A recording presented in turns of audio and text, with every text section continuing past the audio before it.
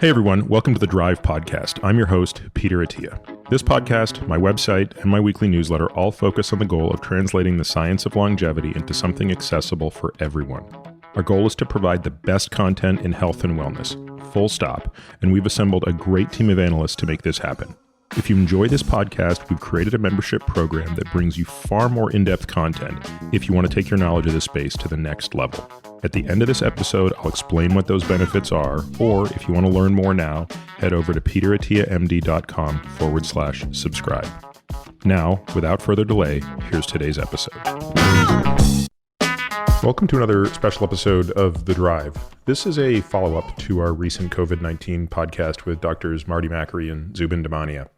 That episode was released on January 3rd. It was very popular. We received a lot of follow-up questions and requests from listeners to revisit the subject matter. So for this episode, in addition to being joined by Marty and Zubin, we're also joined by Dr. Monica Gandhi. Monica is an infectious disease specialist and professor of medicine at the University of California, San Francisco. She earned her MD from Harvard Medical School, did her internal medicine residency and ID fellowship at UCSF. She also holds an MPH in epidemiology and biostatistics from UC Berkeley. So before getting into kind of the lay of what we discussed, I want to highlight a couple of things. First, along with the previous podcast on this subject matter, this is kind of different from a traditional podcast. It's more of a discussion between the group of us.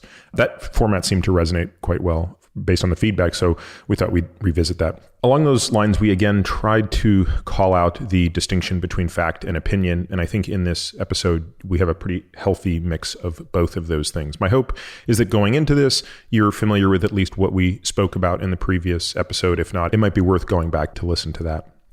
This episode was recorded on January 17th, 2022, in an effort to get it out as soon as possible. It's not going to have the most robust set of show notes, and of course, it will be audio only, not video. Now, with that preamble, let's talk about the episode itself. The things that we get into in some detail are the newest data on Omicron since our initial conversation. And of course, we have a lot more information on Omicron since that discussion. We talk about how viruses evolve and change over time and how that affects antibodies. Monica gives a great explanation of what B cells and T cells do and how antibodies work and what the implications of that are for different types of immunity, vaccine and natural. Talk about the ideal timing and the number of vaccines for long-term immunity and how natural immunity plays into this and whether or not you should be boosted depending on those things. We also discuss some of the side effects of current vaccines. We get into the controversial topics of vaccine mandates, masking, Canada's lockdowns, kids in school, Sweden's approach to COVID, Robert Malone's recent podcast on Joe Rogan, where Zubin does a pretty good point-by-point discussion of where he thinks Malone is off the mark and where he's potentially saying something valid. We spend quite a bit of time talking about this sort of fact versus fear approach to discussing COVID, and it's clear that we're still in largely a fear-based approach, although it's not entirely clear to me why that's the case. In fact, this morning, shortly before even recording this intro, it's January 20th today, I just saw an article that talked about how by March, the United States could see an additional 50,000 to 300,000 deaths. And the reality of it is that's simply fear-based thinking. It's very unlikely we're going to see 300,000 deaths in the next 40 days. So it's not clear to me why that type of language is being used. And I think we try to do a good job here of bringing this back to facts as opposed to wildly extrapolated models and things like that.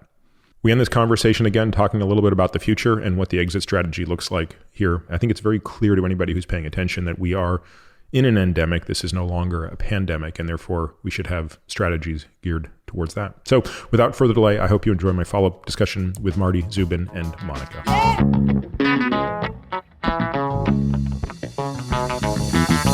Hey guys, wonderful to have you all here. Monica, thank you so much for joining the trio and increasing the average IQ of this group by 40 points. We're really looking forward to this. So Monica, as you know, Zubin, Marty, and I sat down a couple of weeks ago, kind of had a relatively informal discussion on the topic. We couched much of what we said as this was opinion, this was fact.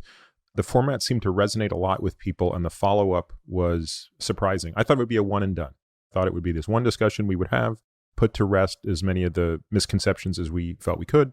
But the reality of it is people appreciated it, but said, look, we have more questions. And so we decided, I guess we should do this again. And we're really grateful that you could join us. So where do we want to start here? There's so much to get into. Marty, you probably spend a lot of time in the last couple of days looking at some of the questions. Is there anything you want to just jump into right out of the gate? Sure. Well, I think it might be worth talking about the new data on Omicron that came out since our last conversation. It is great having Monica here. I deleted my UpToDate app when I got to know Monica because I just call her now and she answers all my questions. That's so funny you say that, Marty. I literally just canceled my UpToDate subscription last week as well. So that's fantastic. The app a lot of doctors use to look things up quickly. Now I just call Monica. Big study came out on the preprint server from Kaiser Southern California that looked at Omicron-specific cases, and they found 52,000 cases of Omicron. None required mechanical ventilation. And remember, 52,000 documented means there's 4 or 5 cases out there in the community for every one that we're picking up with testing. About, roughly half may be asymptomatic, and a lot of people have tough getting access to testing. So we're really looking at a population of, say, 250,000 people with Omicron, and nobody required a ventilator. Now, there was 1 death in that group, not through the ICU and intubated, but remember the test they use, which is the S gene deletion, is not a perfect test for Omicron, and it can pick up an occasional rare Delta virus. Plus, they didn't have absolute confirmation that anyone hospitalized was hospitalized for the virus as opposed to with the virus. They looked at the presence of symptoms on their record. But regardless, we're looking at a net total of 154 people who were hospitalized out of, say, 250,000 with Omicron. Now, of those hospitalized, 83% were there in the hospital for less than 48 hours. Now, if you remember, way back about 2 months ago, this is exactly what the South African doctors observed early on. They noticed people were in the hospital about 2 days instead of 8 days, and they proclaimed to the world, this is a mild infection. There is no need to panic. And we basically did the exact opposite. But this data is pretty compelling right now. Now, the reason it's so important is that 98.3% of new cases of COVID in the United States are Omicron, according to the most recent CDC numbers. On December 10th, it hit 73%. Now we're at 98.3%. So we're dealing with a different virus. And I personally wish it had a different name.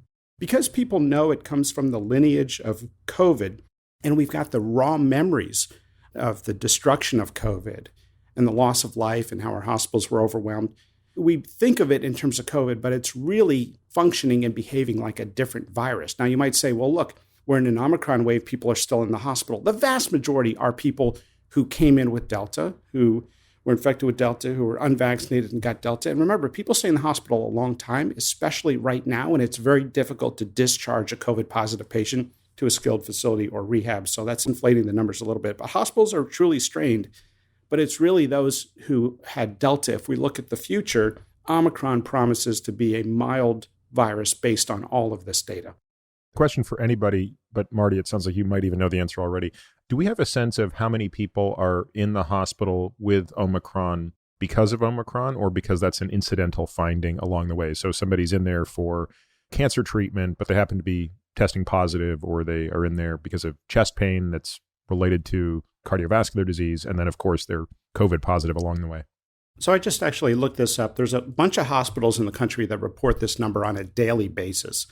NYU, for example, reported 53% are not there for COVID, but they're COVID positive. They're incidental COVID admissions. Jackson Memorial in Florida, 65% are incidental COVID positive cases. So think of it in terms of 50 to 60% are incidental. That latter question also depends on how highly vaccinated the region is. So, for example, the numbers are even higher out in California for people with COVID in their noses because we swab everyone. So LA County reported 67%, which was closest to what we saw in South Africa during the Omicron surge, which was 63%. And it wasn't that South Africa was a highly vaccinated region. It was about a 25% vaccinated region. There was a sera prevalence study in SARS-CoV-2 in South Africa that showed 79% of adults had a SARS-CoV-2 antibodies. So meaning, think of South Africa with between natural immunity and vaccines as having the same degree of immunity likely as California. So I think the higher the vaccinated region, the higher the incidental rate is. I'd like to add just to a couple of your Omicron studies because they just came out yesterday, hot off the press, very verifying of what you just said, Marty. One was from South Africa, which was really well documented.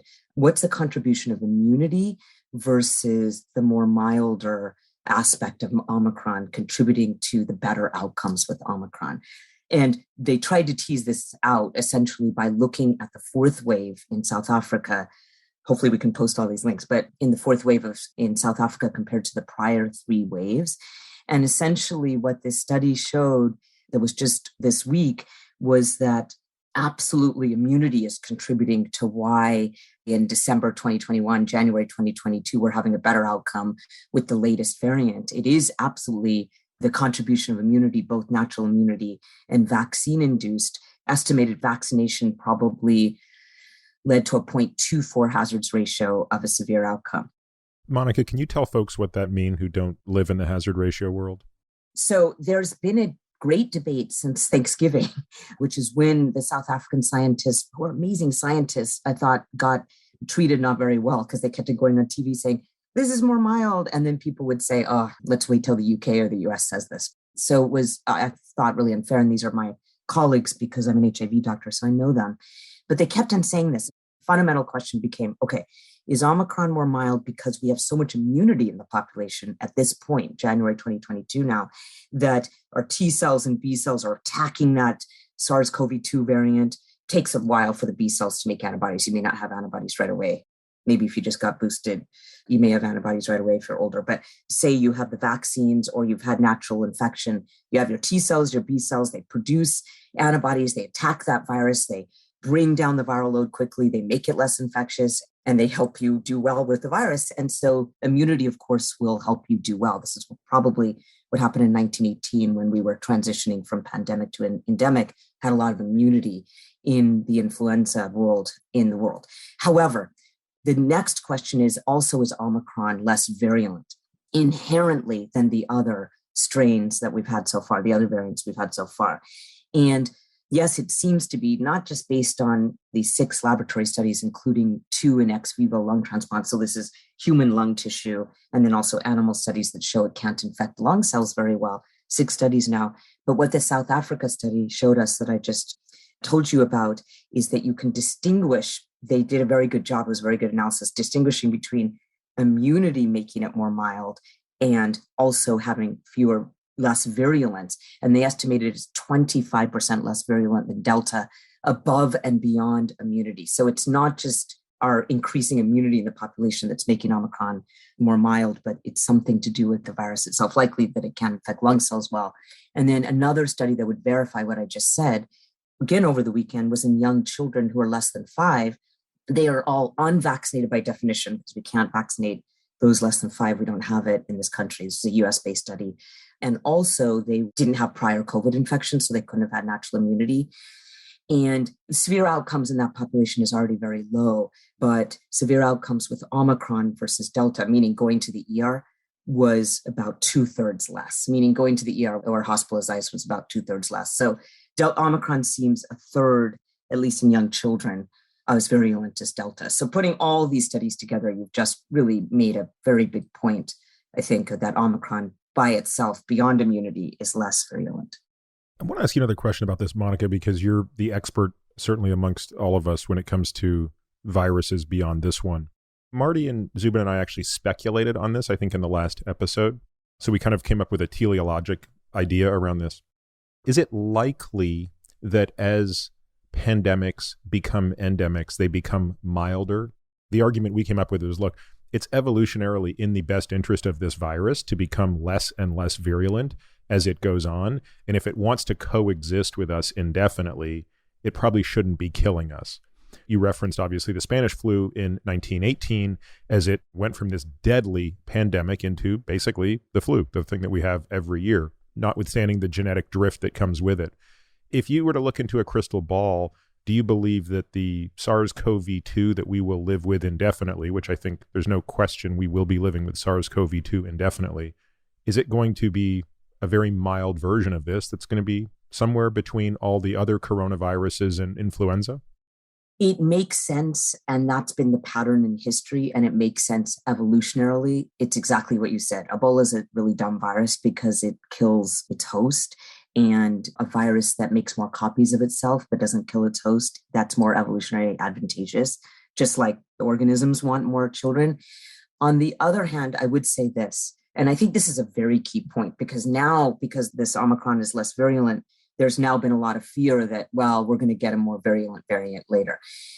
If you have immunity to the entire virus, then even if you do get a more virulent variant that arises not in humans, but from an animal reservoir, you have a more virulent variant. If you have immunity across the entire virus, like B cells, T cells, antibodies, which will come down with time, that's okay, that's what they do. But B cells and T cells formed across the whole virus, a lot of people have seen Omicron. Probably 50% of people in Europe, it's estimated, a quarter of Americans, probably more, have seen Omicron. Then you have the T cells and B cells to fight that new variant in the future, even if it's more virulent. I think that's a really key point. People are really, they're not taking comfort for Omicron being less virulent. There's a lot of anxiety right now. Well, okay, then what's going to be the next thing? But if you have immunity across the whole virus, then you can fight Zeta that comes out later, if you've seen the virus. And what Omicron did is it made a lot of us see the virus. I mean, both the FDA chief and the NIH chief have said we're all going to see Omicron. Sorry, Monica, I just want to keep asking you questions and turn this more into an interview of you. I apologize, but we'll get back to a discussion. Is the implication then that the immunity acquired naturally by being infected by Omicron, whether you've either been vaccinated or not vaccinated, but you're getting some additional immunity, how would you qualitatively or quantitatively assess that relative to a person who has been vaccinated but has not seen Omicron? A very important study, and there's been multiple ones of these, it shows us that if you get natural Omicron infection on top of your vaccines, you form broadly neutralizing antibodies against all the variants. Totally makes sense. Alpha, beta, gamma, delta. But importantly, you form T cells and B cells across all the variants. I mean, again, that totally makes sense. You've just seen the whole virus. It is qualitatively true, I would say, that if you see Omicron on top of your vaccine, that you have a more in-depth and in-breadth immune response against the whole virus. Because remember, the vaccines we have in this country only expose us to the spike protein of the virus, so just one piece of the virus, as opposed to the whole virus. Now, then people would say, hey, I want nothing to do with Omicron. I am going to stay in my house right now and I won't see Omicron. One thing I've been really thinking about lately is why we don't have Covaxin in this country, but I don't want to go off on too much of a tangent, but Covaxin is a whole inactivated virion made in India, and it's a more traditional vaccine. It may have increased our uptake. Covaxin filed for an EUA 73 days ago with the FDA. You get to see the whole virus. So if you never wanted to see the virus, Omicron, which again, it's not like people are going out and getting Omicron, but just living right now, a lot of people are exposed. But if you don't see Omicron, I wish the booster could be Covaxin. My new thing is pushing Covaxin and seeing why the FDA isn't approving it. But I don't want to go into too much of a tangent, but I do think that would have increased our uptake in our country because mRNA vaccines got a reputation. Can I ask a question, a follow-up on this that I don't know we know the answer to, but you have the whole virus exposure, Covaxin, vaccinated whole virus exposure, natural infection, Omicron exposure, versus a pure spike protein deltoid exposure from a mRNA vaccine. Is there a difference in mucosal antibody immunity between those mechanisms? Because now we have a mucosal virus that replicates rapidly in the mucosa, and viremia is not a major part of its pathogenesis until later. And so that's why we prevent severe disease with blood-borne antibodies. But we might be able to actually make a dent in transmission and infection in the first place if we had more mucosal defense. So I'm curious your thoughts. What happens is when we're exposed to the virus, we do develop IgA antibodies in our nose, and then those go down with time. Or if even we're exposed to the vaccine, we develop IgA antibodies in our nose and those go with time. So like you just said, there's a great interest in mucosal nasal vaccines to help decrease transmission. But it is true that if you get Covaxin or you get exposure to the actual virus, you develop IgA against multiple parts of the virus. It's what it is. You're just developing IgA against the spike protein if you get an mRNA vaccine. because by definition, the mRNA vaccines and the adenovirus DNA vaccines only give you exposure to the spike protein of SARS-CoV-2. And, Monica, this makes me think back to, early days of vaccine, call it March of a year ago. Was Moderna first out of the gate or Pfizer? I can't remember. They basically came out within weeks of each other. And then J&J. Pfizer was November 9th, and then Moderna was November 16th. It was literally a week later. That's right. And then J&J and AstraZeneca followed shortly thereafter, single dose. One of the things I recall that didn't get enough attention, and it was difficult to figure this out reading headlines and abstracts, you had to go through the raw data, was the absolute risk reduction was greater with J&J than both Pfizer and Moderna. Now, again, this was in the original strain, not Delta. And that got easily missed. It makes me wonder if, based on what you're saying, that's not surprising, because the J&J vaccine would have provided a more robust picture to the immune system of the virus than Moderna or Pfizer, correct? Well, it's interesting. Both Johnson & Johnson and AstraZeneca are adenovirus DNA vector vaccines. They show you a different part of the spike protein, which is why mixing them give you more of the spike protein antigen. You see antigens across a longer piece of the spike protein.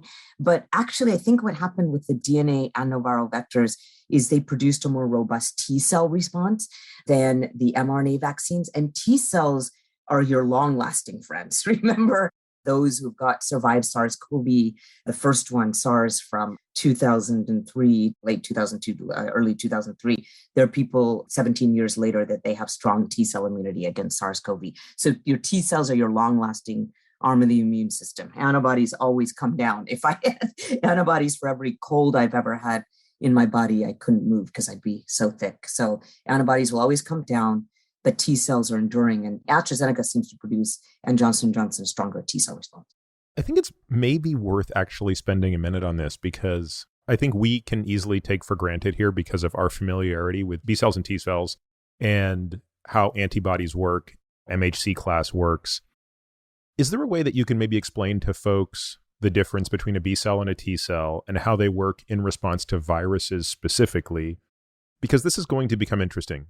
Marty has spoken at length about the idea that if we're going to get into a mindset where your antibody levels are determining the value of your worth in society, we're in for a really rough slog. It's going to be weekly boosters, maybe monthly boosters if we're being generous.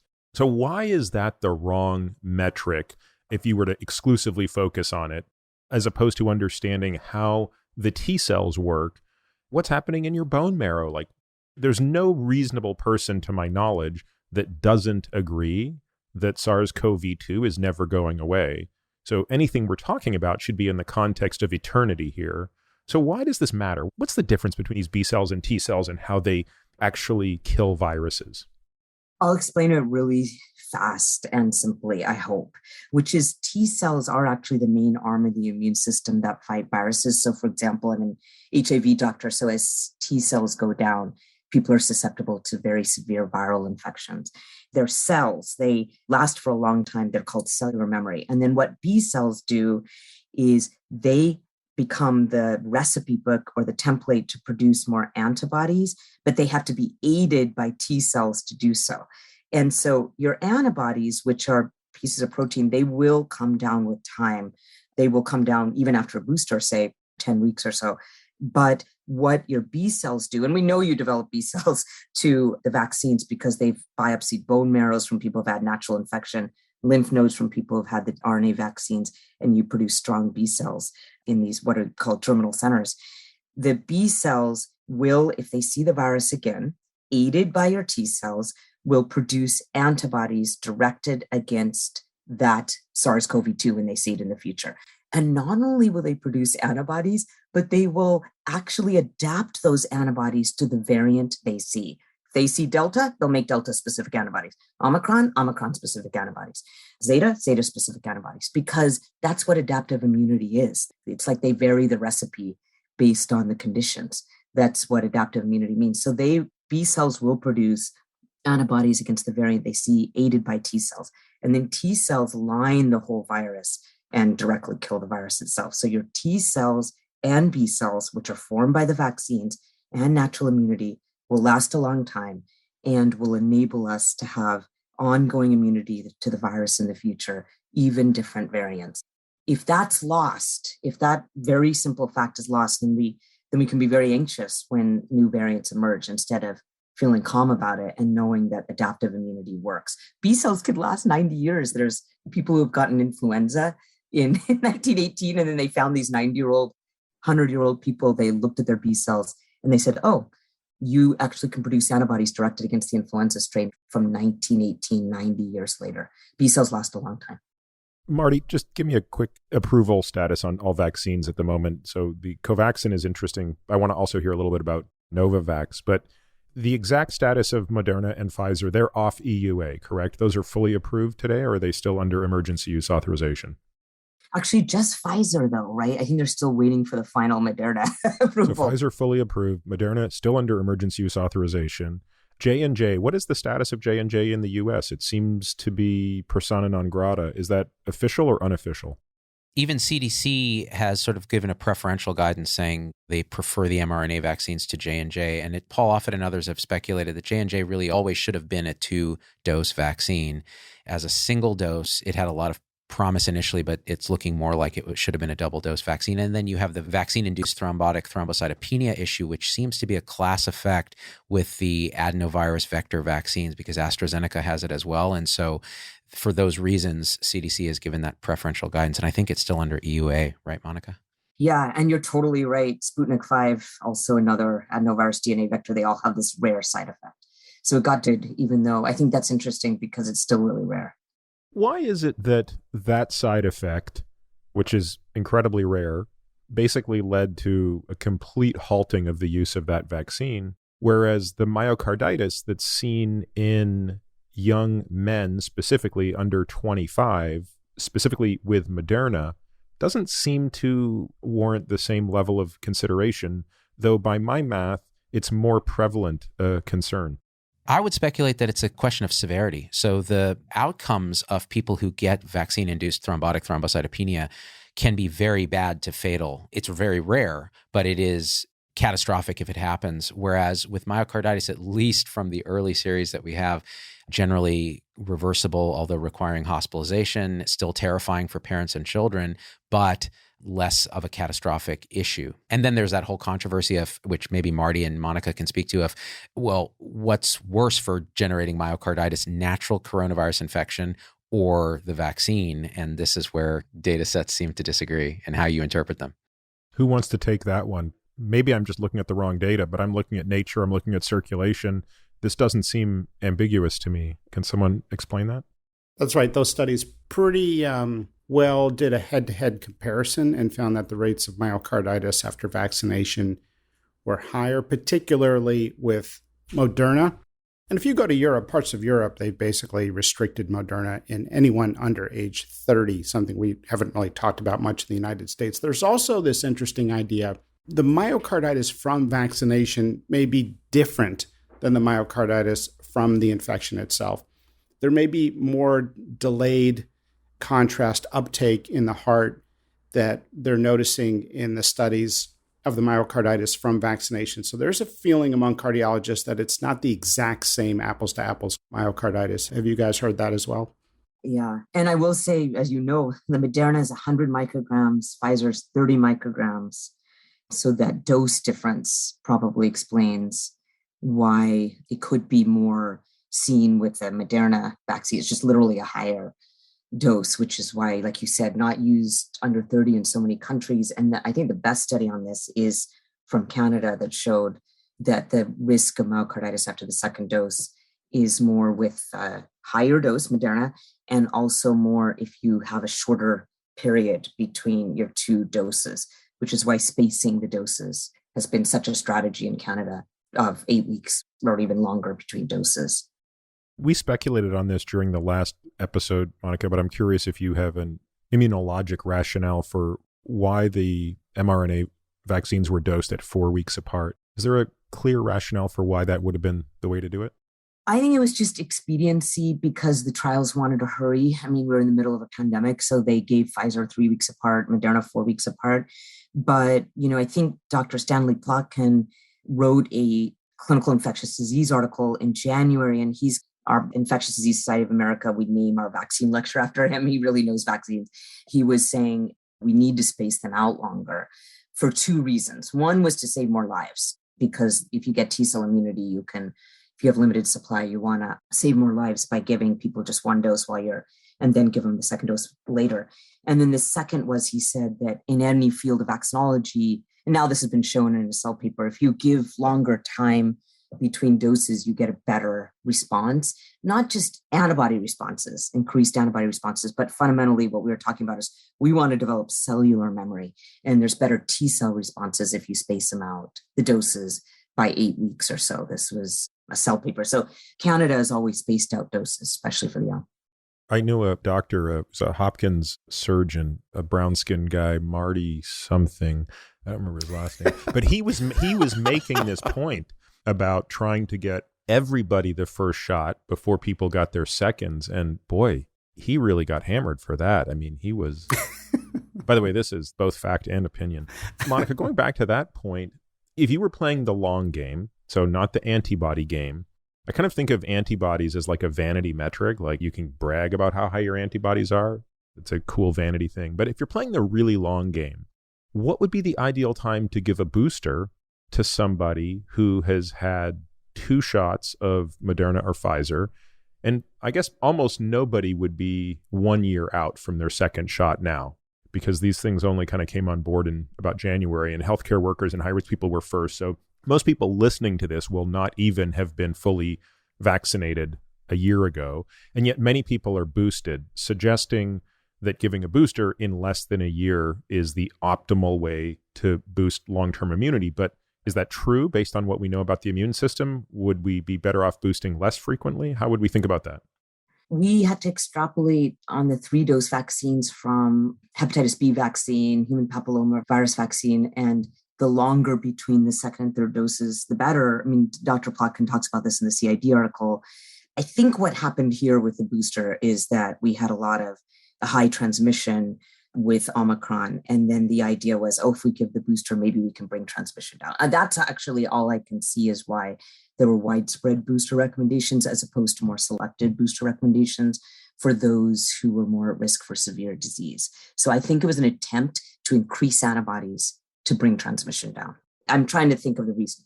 What's the efficacy of that? Do we have data on how the vaccine reduces transmission? It will increase your antibodies, and it could. There was an Omicron paper that in households giving a booster did decrease transmission in the household setting. However, I will say that in any risk versus benefit analysis, and I know you spoke about this last time, what you do is you decide about the boosters based usually on what it does for the patient.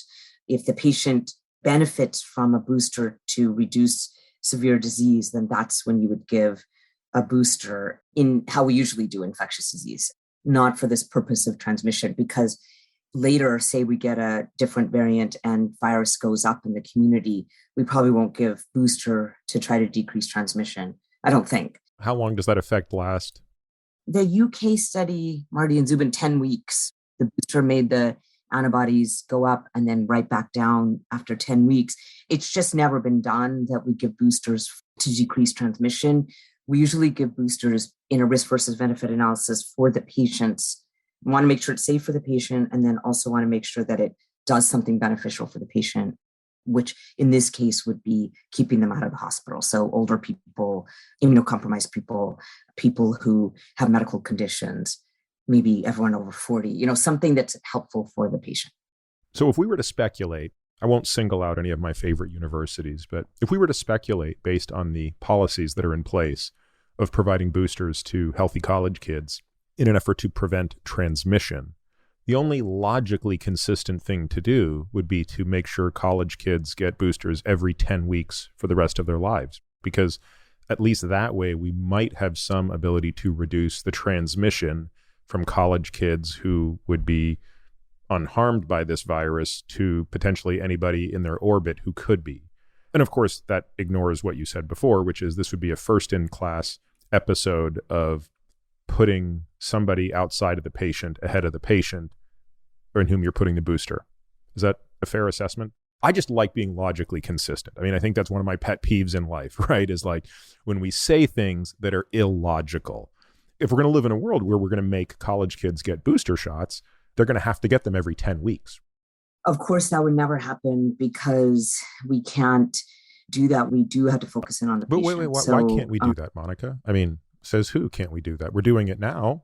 Like you said, it wouldn't be logically consistent. And also, I think it ignores, and I think actually everything that's been going on over the last couple of months, especially since Omicron got declared, ignores how well the vaccines work for the individual. So the staff member, the older adult who's teaching the student, I think this is profoundly not recognized is how well the vaccines work for them, even 2 doses, certainly 3 doses if they're older. Marty and Zubin, you'll have to tell me if I think the healthcare worker study in the New England Journal from Israel showed anyone over 50 really benefits from a 3rd dose, even in reducing severe disease. So say you have a staff member, say you have the teacher.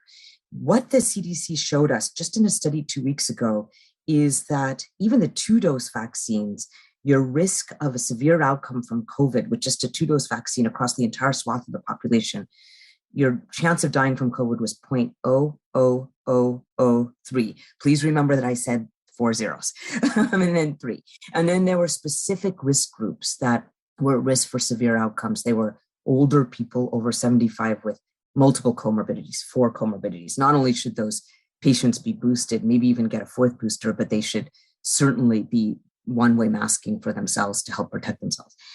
All of that putting together means that we have underestimated that those college students, if they're around vaccinated staff members and teachers, those vaccinated staff members and teachers are doing great. These vaccines work so well for them against what we're so scared of, which was COVID, severe disease.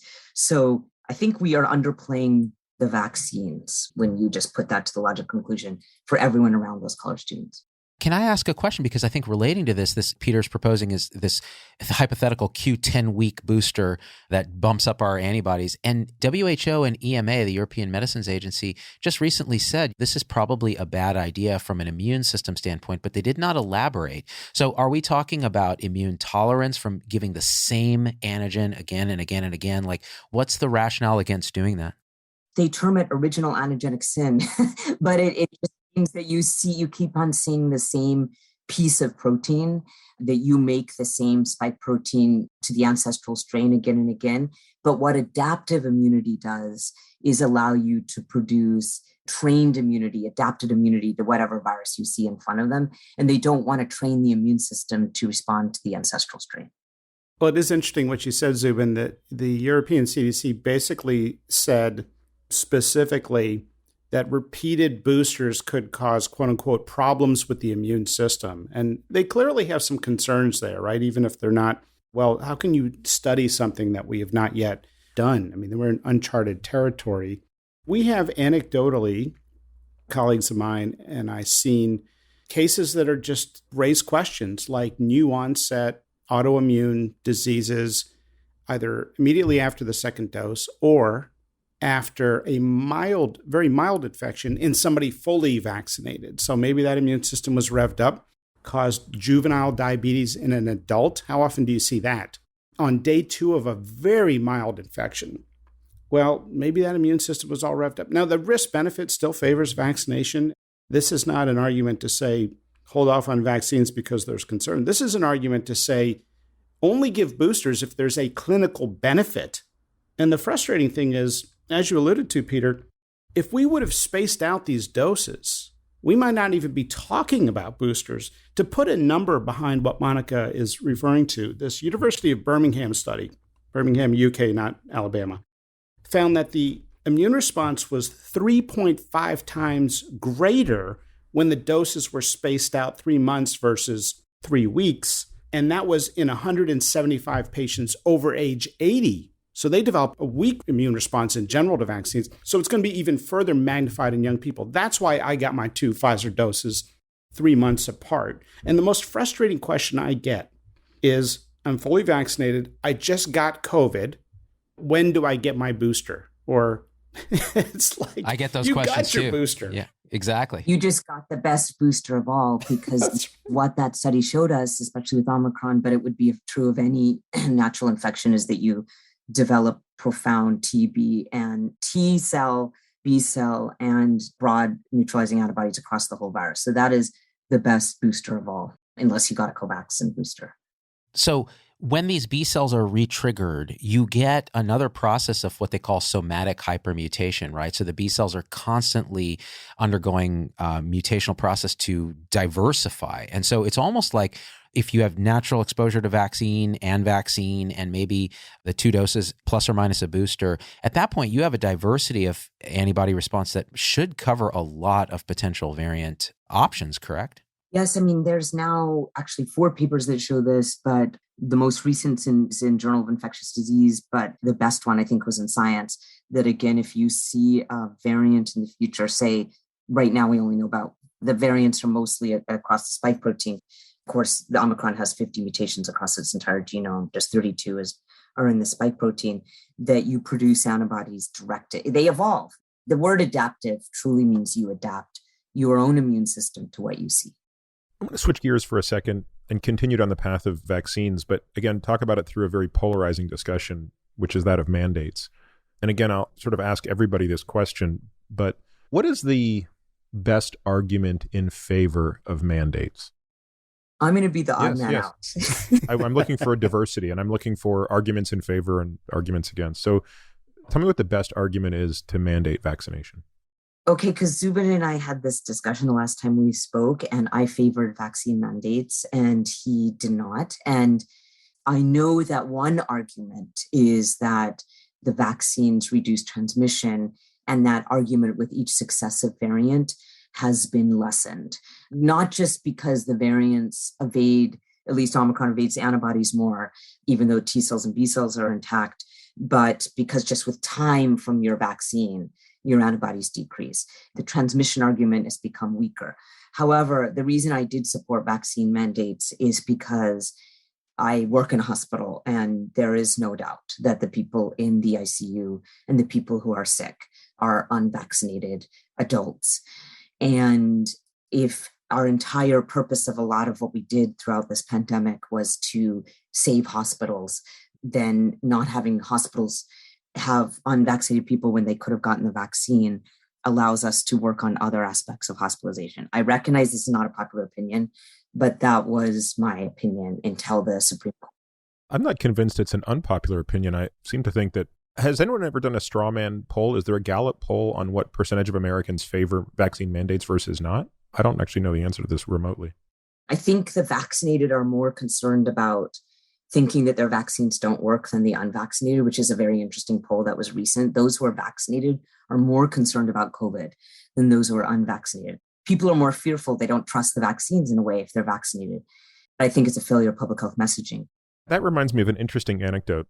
I had to negotiate, or mediate's probably a better word, mediate a familial turmoil, conflict about an unvaccinated member of a family. So there's a member of the family, so it was the son of the family, so someone in his 30s, healthy, did not want to get vaccinated. The parents, of course, were vaccinated, and they kind of brought me in to mediate the discussion. Why could I not talk their idiotic son into getting vaccinated?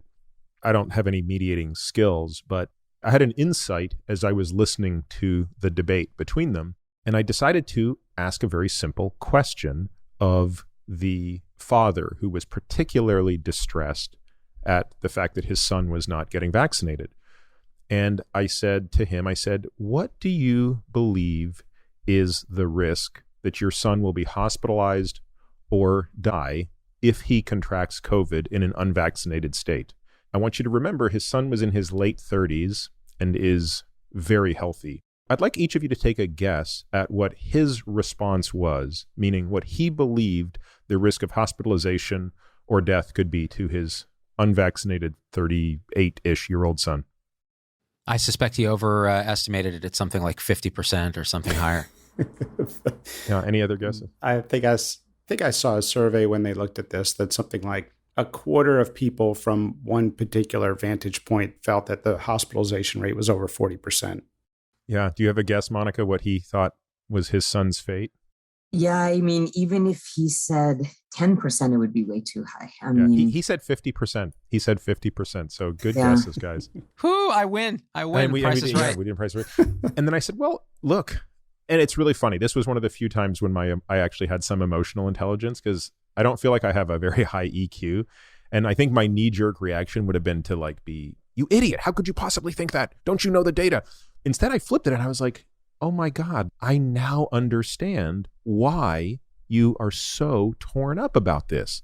If I thought my child was making a decision that was turning their risk of death into 50%, I would turn everything on its head to prevent it. And then I said, well, let's look at the data.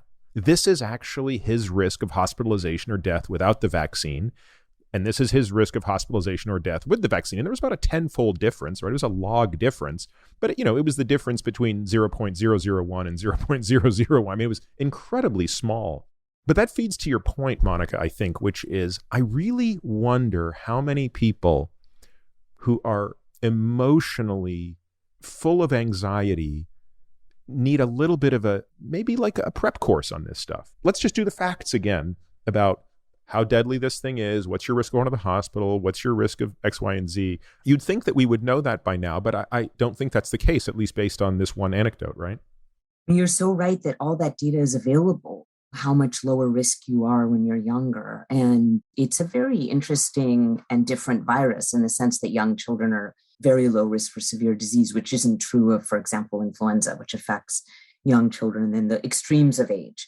And it has to do with receptors in noses of young children and also their innate immune system and how our innate immune system probably mediates pathophysiology.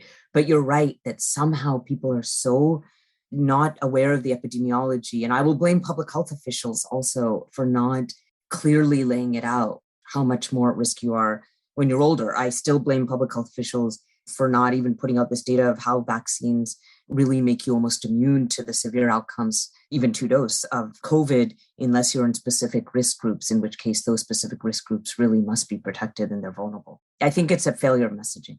One interesting thing, I think Peter kind of put his finger on it here, is emotion. So emotion and morality and our moral sort of taste buds. So when Monica says, listen, as doctors, we see it's clear it's unvaccinated people that are suffering the most in the hospital, and anything we can do from a care versus harm standpoint to ensure that people get vaccinated would be a good thing. And actually, so this is my personal take, looking at the emotions of this for mandates.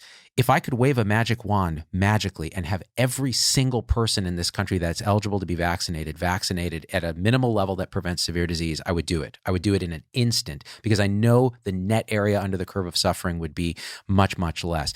Where Monica and I have a different emotional spin on mandates would be, I see the emotional reactance, the psychological reactance to a government that nobody trusts and a public health apparatus that people don't trust, mandating something which then generates a response of, you're not going to tell me to do this because I don't trust you, which then damages our ability to vaccinate in the future or with future pandemics. And that's why I am always nervous about the public health policy tool of mandates being spun around, because I worry that it will backfire in a longer emotional way with a segment of the population that we could reach otherwise with education, like the Swedes. They don't have to mandate anything. They trust their government.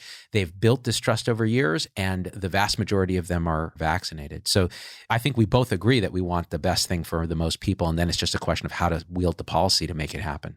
And I think there's something else to dig a bit deeper into that. Now, obviously, we're well out of fact and now into opinion-based thought, but I just can't think of too many case studies in my life. And this, again, goes back to things I learned in the hospital. Marty, think about all the times. I mean, all of us have had these discussions with patients when family members are on life support and they're brain dead, and you're having these discussions about withdrawing care. And if you go in there in a condescending way, using guilt and shame and brute force, the outcome is always a disaster. I saw a quote somewhere. It wasn't even talking about this. It was about something else. And it said, like, never in the history of civilization has shame and fear forced someone to do the right thing. It was a little more profound than that. It was more nuanced than that. But that was the gist of it. And I think that's what's interesting to me, is there's something about the mandate that feels very shaming and very fear-based. And I'm not convinced that strategy works. And I agree with you, Zubin. I think that if we could take every person who would be protected by this and get them vaccinated, you would absolutely reduce the suffering to both the individuals and to society, right? To the healthcare system and all these other things. But I don't know, maybe I'm just naive. I really wish it could be done with honest information and not with fear. I pulled this analysis together yesterday. I actually asked one of my analysts to pull these data, and then I wanted to make some graphs, and we'll show them to folks. But I want to show you guys this. I was sort of surprised at the magnitude of this. So can you guys see my screen? I know the listener will have to look at this in the show notes. But so I had them pull up mortality data for people in the US under the age of 35. And I just wanted to look at 4 categories besides COVID. So motor vehicle accidents, suicides, homicides, and drug overdoses. And I looked at the data and I thought, okay, well, what's the easiest way to represent this? And it turned out that just by dividing every one of those by COVID mortality, so you would make COVID mortality unity, then you could look at what the relative mortality was. So if you look at this graph here, what I'm basically showing you is by age group, so the under 5-year-olds, the 5 to 14-year-olds, the 15 to 25-year-olds, the 25 to 35-year-olds, and the y-axis is showing you how much greater that cause of death is than COVID for that individual. So, for example, when you're looking at motor vehicle, in the under 5-year-olds, it's like 11 times greater. Homicide is almost 10 times greater. And drug overdose, which seems hard to imagine, they're probably accidentally taking Tylenol or something, is 2 times greater. Fortunately, there were no suicides in that bin. As you go higher, as you look at now 5 to 14-year-olds, motor vehicle accidents, more than 10 times greater mortality than COVID. Suicide, this is the most tragic to me. In 5 to 14-year-olds, the risk of suicide is 6.5 times greater than that of COVID. The risk of homicide is 5 times greater, and the risk of a drug overdose is the exact same as that of COVID. And now you look at 15 to 24-year-olds, it's basically across the board 9 to 10 times greater risk of death in the United States due to motor vehicle accidents, suicides, homicides, and drug overdoses. And even in the 25 to 35-year-olds, where we're now seeing, hey, I think the adjusted number is 6.9 deaths per 100,000, you're still seeing a drug overdose that is 6.5 times higher than that. And then when you look at motor vehicle accidents, suicide, homicide, they're more than 2 times that. I guess I'm keep coming back to this thing about people are so phosphorylated about young people not being vaccinated. And this comes back to my point about being logically inconsistent. If we're going to be this phosphorylated about a 30-year-old not being vaccinated, that's fine. But then I expect you to be 7 times more phosphorylated about how many of them are being killed by their own hands, by the hands of somebody else, by drug overdose, or in a motor vehicle crash. Isn't that the right thing to do? If we're going to get so phosphorylated about a 30-year-old not having a vaccine, especially when we've already established with this variant and the variants that are to come, it doesn't necessarily prevent transmission all that much. So we're really talking about the risk to the individual. I just think we need to get very upset about a lot of other things. Gosh, that's so compelling, Peter. I mean, what you're showing is basically that motor vehicle accidents independently, each separately, suicide, homicide, drug overdoses, compared to COVID, just blow COVID out of the water, not even close. These are the major public health threats facing young people. That doesn't mean that COVID's not a concern. It just shows how we have had massive blind spots during this entire pandemic. People don't just die of COVID. They die of depression and poverty and hopelessness and alcohol and stress and deferred cancer care and drug abuse. And that is the broader perspective. That's the context that I think we've lost. And if you remember when Joe Rogan had Sanjay Gupta, going to joke around and say on the witness stand, but it was on his podcast.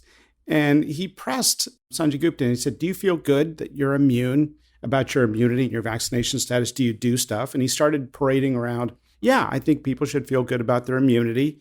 And I'm 50 or so, I'm healthy, I'm vaccinated, I feel good.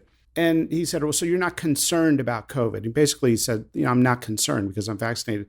And then Rogan points out the data that a young, unvaccinated, healthy child, and that's an important stratification because the death and hospitalizations are significantly clustered in kids with comorbid conditions, and those are the ones that should be priority for vaccination. But for a healthy child, the risk stratification is different. And he said, do you understand how your risk is still greater than that of a young child unvaccinated. He's not suggesting we don't vaccinate kids, but he's saying, do you understand how parents are not that concerned, just like you're not concerned? And I think he was trying to elicit this sort of perspective that there's a lot of threats out there. Let's put them in context. Now, I don't know who the parent was that asked you that thought there was a 50% risk of their 30-year-old healthy child getting vaccinated. Getting COVID. Yeah. For getting COVID. Was it Sonia Sotomayor by any chance? I can't disclose my patients. So sorry, Marty. Okay. Whether it was her or somebody else, the risk from COVIDnet, from the CDC's website, is the risk of all people in the United States unvaccinated getting hospitalized is 65.9 per 100,000 per week. And that was roughly at the peak of Delta. That ended up being about 1 in 1,500 people in the population.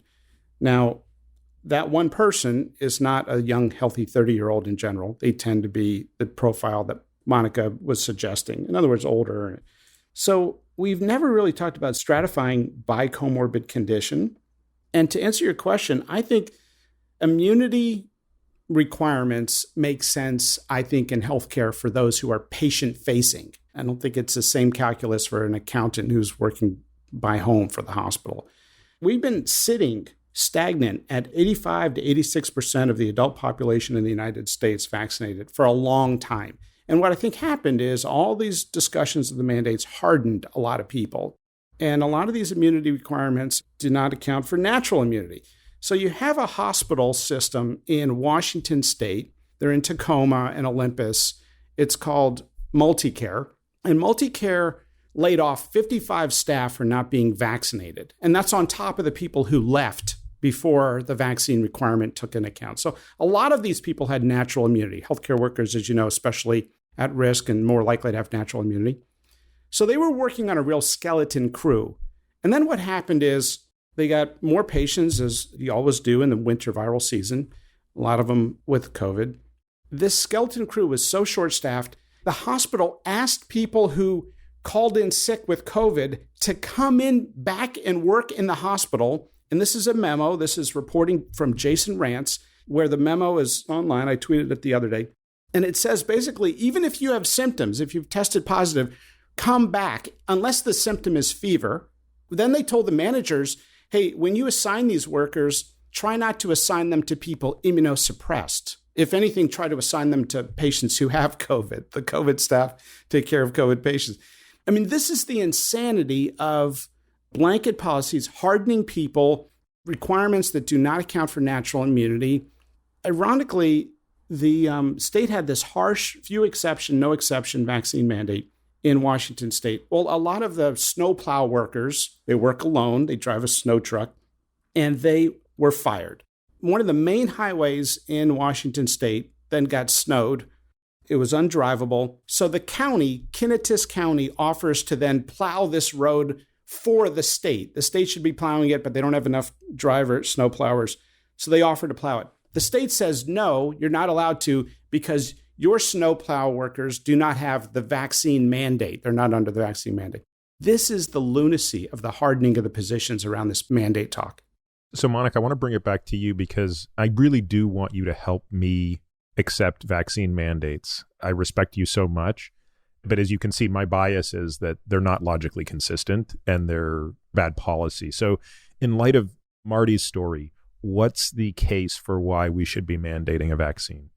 It's fair, and I learn from everyone as I hear what I just heard. I mean, I definitely think recovery or having had natural infection has to always be taken into account, always. And so, for example, there's a study soon to be published. They already actually published this in the Med Archive, so I won't say anything that we don't know, that healthcare workers were equally as likely to be reinfected if they had been vaccinated versus had natural immunity, and severe disease was equally as protected. So recovery immunity always has to be taken into account for any mandate. I think that our country is unable to have nuance about COVID. What you just did and showed us the differential risk of COVID in the young and the old was so powerful. And yet our country, more than any other country, has kept schools closed in only certain political regions, have in a way restricted the young more than the old in this very strange backwards way, in a way that Europe didn't do. Without that lack of nuance, maybe I was saying vaccine mandates because we seem to have unable to have non-shaming, nuanced conversations in this country. We will have a lot to do after this to figure out why we allowed healthcare workers to not drive the conversation about COVID, and we allowed people who don't have a lot of expertise in a way to drive the conversation. Maybe that's because of social media, or maybe it's politicians or political, but I just know that I lived through HIV and I continue to because I'm an HIV doctor, and never did someone with few credentials could drive the whole conversation. So I think it's a very complex topic. It's done. The Supreme Court has only said for healthcare workers. So I feel like they absolutely made a decision together that vaccine mandates aren't going to be. Although the reality of it is the mandates are still happening. I have a previous podcast guest, and this person will remain nameless because I've spoke with them last week, and they said that they would prefer I not tell their story with attribution. They're fine with me telling their story, but not with attribution. This is a person who is a professor at an Ivy League university who does really remarkable work. I'm not just saying that because I interviewed them on the podcast. I interviewed them because they do really remarkable work. This individual was fired from the Ivy League university for not getting vaccinated. The point being is the university could have its own mandate program, absent the federal government. This person was fired in November of last year, in 2021. I read an article today, I believe said, I don't want to get the number right. This is a conservative. I think it was 150 of the Fortune 500 companies in the U.S. are going to continue with mandates, even in the context of what the Supreme Court said. So in other words, I don't think this issue is over because of the Supreme Court. It sounds like states may choose to do this. I mean, certainly the states like California and New York may be still deciding, hey, we're going to create our own mandate. So I don't think this issue goes away. I do want to ask you about something that I've never heard a straight answer to.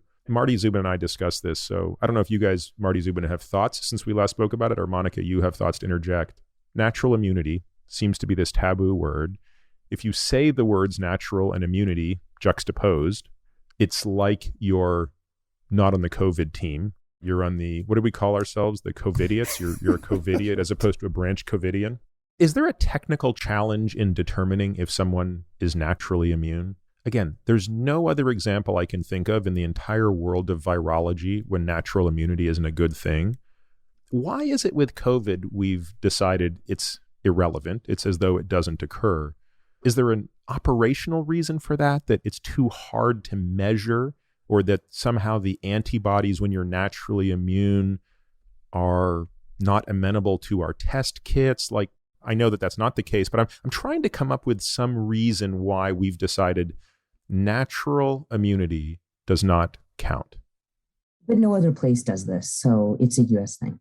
Europe, almost every single country in Europe, natural immunity is taken into account in passports and whatnot. So I think we have to cut this short and say something political in the US, but it doesn't happen. Can I speculate one thing that's been speculated before? And I'm going to use a word that you would think wouldn't apply to science, but it's called religion. So in a way, what we've done is we've created a God-shaped hole in our society over multiple years of secularization, that's all fine. But what's happened now is you have a situation that polarizes people almost the way a religion would. So look at the natural immunity versus vaccine immunity. It is a sanctity versus degradation issue for people, a purity issue. So if you're a COVIDian and you're in the thesis camp and you're like, no, vaccines are the answer, we get through this through vaccine-related immunity, you are unclean, unpure, undesirable, and unwelcome if you are not vaccinated. If you've gotten the disease previously, you already have a strike because you didn't mask up, you didn't distance, and you are unclean. So I think people will never say that, but they will feel that innately, especially when it's reinforced by mass media and culture at work and so on and so forth. Now, on the other side, there's an equal religious fervor, and that is the holy sacraments of hydroxychloroquine and ivermectin, and the conspiracy end times revelation aspect of these guys are trying to hide something from us, poisoning us by injecting our holy temples, our bodies, with vaccines. So both of the sides on this that are polarized have a religious aspect to it, I think, and that's why it's been so hard to understand why this is going on. First of all, that is a really interesting insight about the shame of having got COVID early in the days, right? Because if you're riding natural immunity from 2020, I mean, you must be a filthy person, right? You are of low moral character if you dare had COVID. I mean, I actually know somebody, my brother, I'm ashamed to admit this, my brother had COVID in Q1 of 2020. Can you believe what a shame, Peter. Yeah, he is a filthy human being for having let himself come in contact with someone who went to Florida in 2020 anyway. It's just but you know what? He is still my Satan's brother, and playground. I still talk to him. I think I love him. I would go so far as to say Omicron is actually destigmatizing, though, and that's good. In a way, a very highly transmissible respiratory variant. It can't be eradicated. And like you just said at the beginning, Peter, this is now being recognized now by almost everyone. I don't think, and it's not shame. It's not that we weren't good enough. It's not that we weren't masky enough. It's a highly transmissible respiratory variant with animal reservoirs, a pre-symptomatic period, a long infectious period, and non-sterilizing immunity to the vaccines. All of that means it cannot be eradicated, but it can be made endemic. It can be controlled. And since everyone's realized that now, and now we're in this phase where people are converging and saying the same thing when they used to say different things, it is the time where the shame of getting a pathogen is being destigmatized, I think. So being in the HIV world, I really revolt against giving shame and stigma to getting an infection. We used to hate people who did that in HIV in the early 80s, and now those same people are stigmatizing and shaming people who get a virus. But it's okay because everything is changing now, and I think there's a convergence of thought. So I want to talk a little bit about masks, because again, I think what's nice about this group is we have different views on things. And Monica, I know that you're going to make a good case for why people should be wearing masks. So let's just start with the facts. What do we know today about the efficacy both at preventing transmission and preventing the receipt of the virus, whatever the right way to describe that is, right? Protecting you versus protecting others when it comes to the following groups of masks: N95 and KN95. And if there's a difference between them, please tell us. Secondly, a surgical mask. Third, a cloth mask. Can you comment on those three categories of masks and in the two domains, which is giving versus receiving virus? So actually, I've had a very consistent position on masks. My first podcast with Zubin was that cloth masks seem to reduce the severity of illness. And then there were some NIH studies that showed that actually it's probably the humidification of air when you're wearing a cloth mask that reduces the severity of symptoms. However, we're in 2022. The best way to reduce the severity of symptoms is to get vaccinated. Which one would I rather do? Wear a cloth mask my whole life or get vaccinated? That is gone out the window because that was a very specific utility for cloth masks for the individual that's gone out the window now that we have vaccines. So this is how I feel about masks now. I have a very clear opinion. There are certain masks that seem to work best for the individual. We cannot be mandating mask mandates for the whole population anymore because transmission doesn't seem to be reduced by cloth masks, doesn't seem to be reduced by even surgical masks unless you really tuck them in and double loop them and so forth. That's not how people use them. So the Bangladesh randomized controlled study of masks was reanalyzed by a group at Berkeley, and cloth masks and surgical masks did little for the population level. But what a mask does is it one way protects you. And so what I would do if I were the CDC is I would say the right masks, which are N95s, KN95s, KF94s, FFP2s, double masks, or even tucked in surgical masks, put them on their website, which they did the other day, and say, hey, population, anyone who's worried about an exposure, please wear these type of masks. There are some people who want no exposure to Omicron. There are some people who really feel protected by their vaccine. And even if they have mild symptoms, they feel okay about that. There are some people who have no risk tolerance. There are some people who have high risk tolerance. You can't mandate for the whole population. I want my father to wear an N95 because he happens to be getting chemotherapy right now and he's 87. I want my child who's low risk and fully vaccinated, I don't have risk tolerance for him. So it can no longer be mandated, but if you tell people the right type of mask and one-way masking works, then a teacher in a classroom can wear the right type of mask. And the students in the classroom, if a parent feels concerned, they can put that mask on their student, on their child. And if a parent is not concerned after they've been vaccinated or even not vaccinated, then they don't have to wear that mask. So that's where I think we are with masks, one-way masking. So just to be clear, is the implication of what you just said, Monica, that the masks don't prevent you from transmitting the virus to someone else?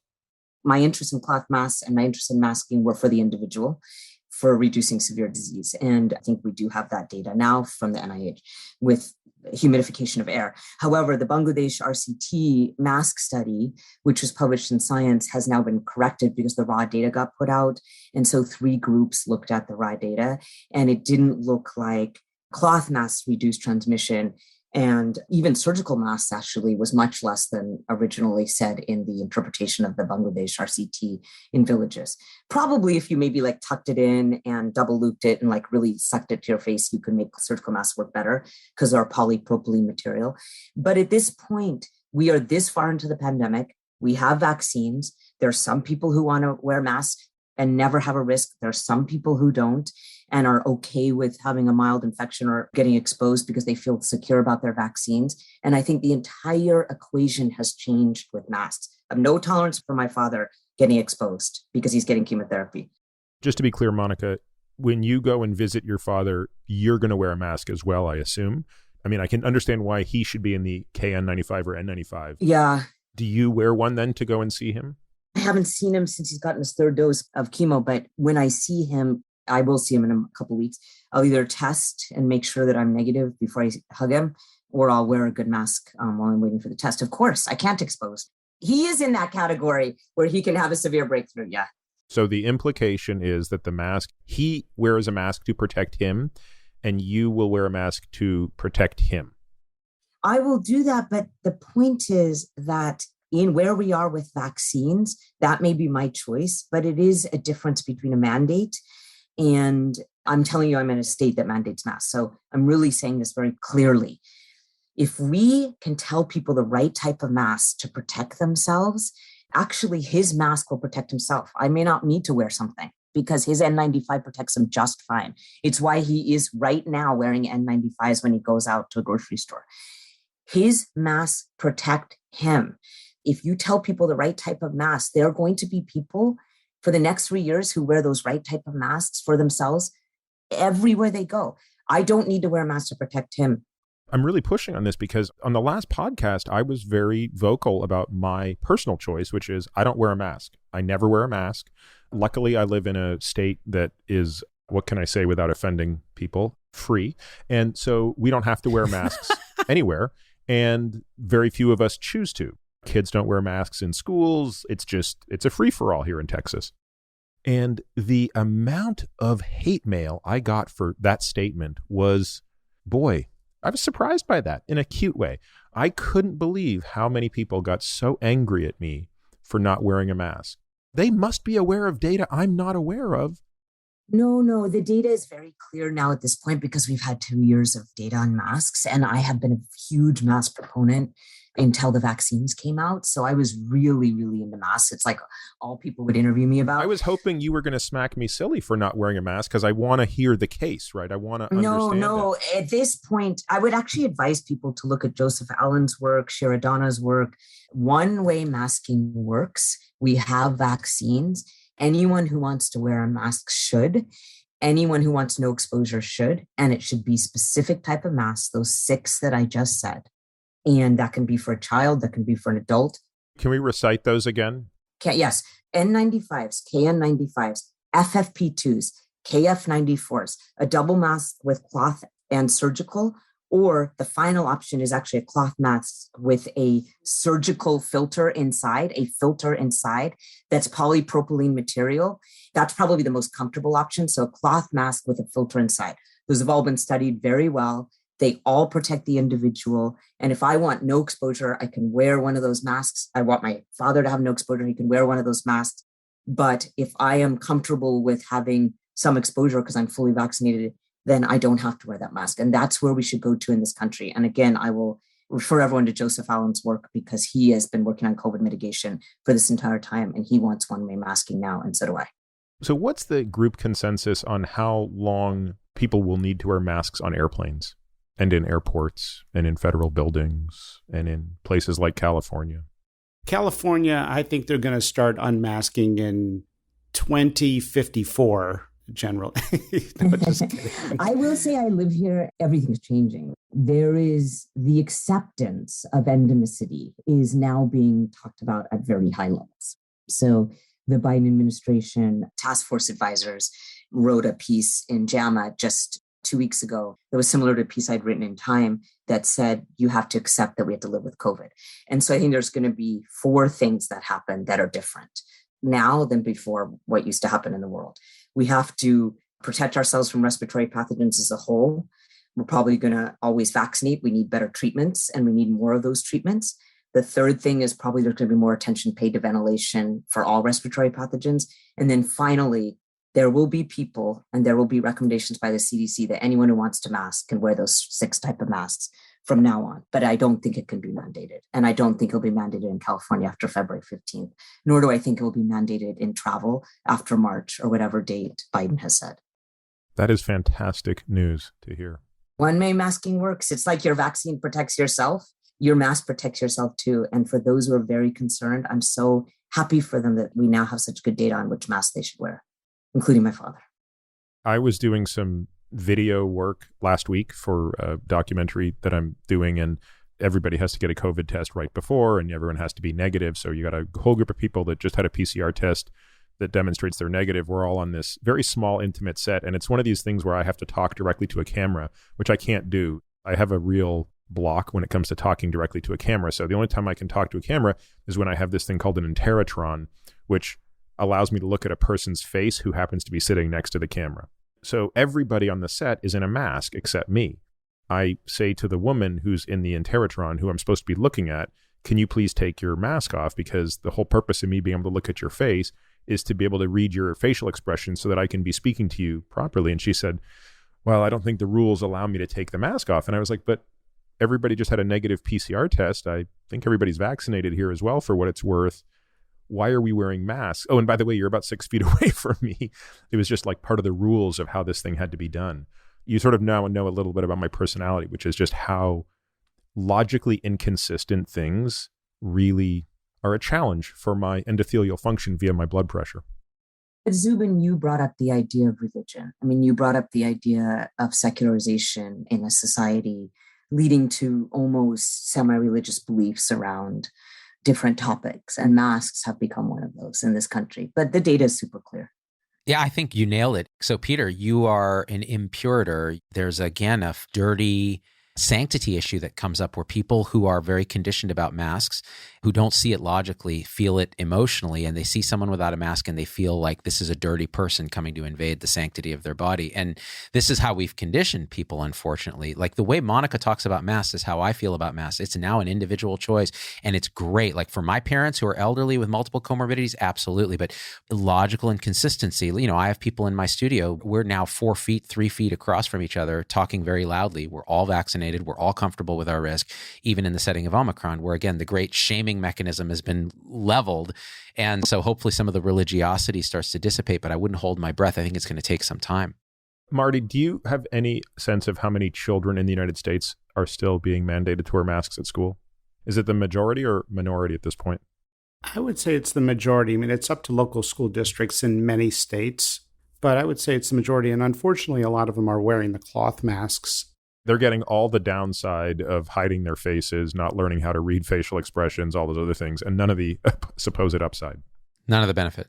We talked about that Brown University study that talked about significant cognitive and motor delays in children that can only be ascribed to the loss of the human connection. When you look at the risk stratification in kids, it's just a whole different ballpark, as we've talked about. And honestly, we are now using policies designed around beta and delta in an era of Omicron, which is behaving very differently. So what happens when Omicron is essentially gone, and now we've got a wave a year from now, but it's para-influenza, or we have a rhinovirus wave, which we have every year? Then what? Are we going to cover their faces again? So they're basically covered K through 12. And then, of course, when they hit universities, they're going to have to wear a spacesuit or something. There is a study that just came out since we chatted last time. Maybe, Monica, you referred to this, but the Proceedings of the National Academy of the Sciences on masks that looked at N95s with a nose piece, N95s without a nose piece, and a surgical mask. They didn't even study cloth masks, I think because they recognize there's no value in it. So what they found is that if you have an infected person with direct contact with somebody else for 20 minutes, the risk of transmission with surgical masks was 10.4%. With an N95 without a nose piece, it was 4.2%, and an N95 with a nose piece, in other words, a good seal, 0.14%. So that tells us a lot. That tells us that not only if you're infected and around somebody, you can significantly reduce the risk of transmitting, but it also tells us that the quality of the mask matters. Now, why are we learning this 2 years into the pandemic? From a public policy standpoint, which is the perspective I've come from, and I've had to dive deep into the immunology of it, but really public policy has always been my interest. And what we're seeing here is a complete absence of fulfilling the role of providing data to the public by the NIH and CDC. So for 2 years, with their gigantic budgets, they couldn't do this basic study on masks. We're learning it on the very tail end of the Omicron wave. I mean, this is why we have so many political arguments about it. And I think given where we are, we need to, and I would encourage people, respect people with their opinion on masks. If you see somebody wearing a mask, don't make fun of them. We need to respect each other. I saw someone playing golf by themselves with 2 masks on. My immediate reaction was, that person lives with a lot of anxiety. But you know what? Let them be. We got to get away. We don't want kids bullying each other. In a way, that anxiety it's so deep in our society right now because of how we messaged about COVID that I feel a great deal of compassion for people who feel that degree of anxiety, because facts isn't going to change their mind. And we have done a fear, not facts messaging instead of a facts, not fear. And I feel great compassion for people who are so scared right now. So, Monica, I know that we've only got you for about another 10 minutes. Luckily, the rest of us here can keep going because there's so many other topics that people have asked about. One of the things that people did ask about that I know you are an expert in, and in fact, your institution is now doing a clinical trial that actually tried to get somebody into. I want to talk about long COVID. So can you tell folks technically how we define long COVID and give us any other insights you have as to what it's about, what the incidence is, what the potential for treatments are, and anything else that you think is germane? So you're right. Our institution, I'm not in that study, but our at UCSF has a great study on post-acute SARS-CoV-2 sequelae. And essentially, actually, it's true of any severe viral infection. If you have severe viral infections, you can get lingering symptoms, influenza included. And the pathophysiology seems to be twofold. One is that if you have no immunity to the virus, it can go multiple places. It won't stay in your body long-term like HIV, but it can go multiple places. That's one mechanism. And then the second is that your innate immune response, if you have no immunity to the virus, can lead to inflammation that lingers. Luckily, after vaccination, 2 things happen, or after immunity, after you've had the infection before, you get adaptive immune responses. So quickly, when you get the virus in your system, like you're having a mild breakthrough infection, your immune response swoops in. There are actually T cell islands in the nose, despite the antibodies going down, there are T cell islands in the nose. Your immune response actually swoops in, makes that virus not go everywhere. It's usually why the breakthrough infections are mild and up in the upper respiratory tract. So you've just lost one pathophysiologic mechanism by being vaccinated or immune because it doesn't go everywhere. And then the second is it's not your innate immune response that reacts, it's your adaptive immune response. So you don't have that kind of massive inflammation that can occur before you have immunity. So there was just a study this morning in Israel that those who are vaccinated don't get long COVID symptoms after having a mild breakthrough. In fact, they have long COVID symptoms at the same rate as people who've never had COVID at all. There's people who have had a lot of anxiety and depression during this time, understandably, and that can be mistaken for long COVID symptoms.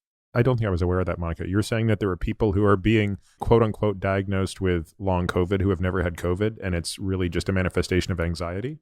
There are some studies that what's going on in the world right now and how miserable everyone is making people have less cognitive function because it's just a miserable time. But this very good study just from this morning and essentially shows us that if you've had 2 vaccine doses, that you have fewer long COVID symptoms than people who have never had COVID.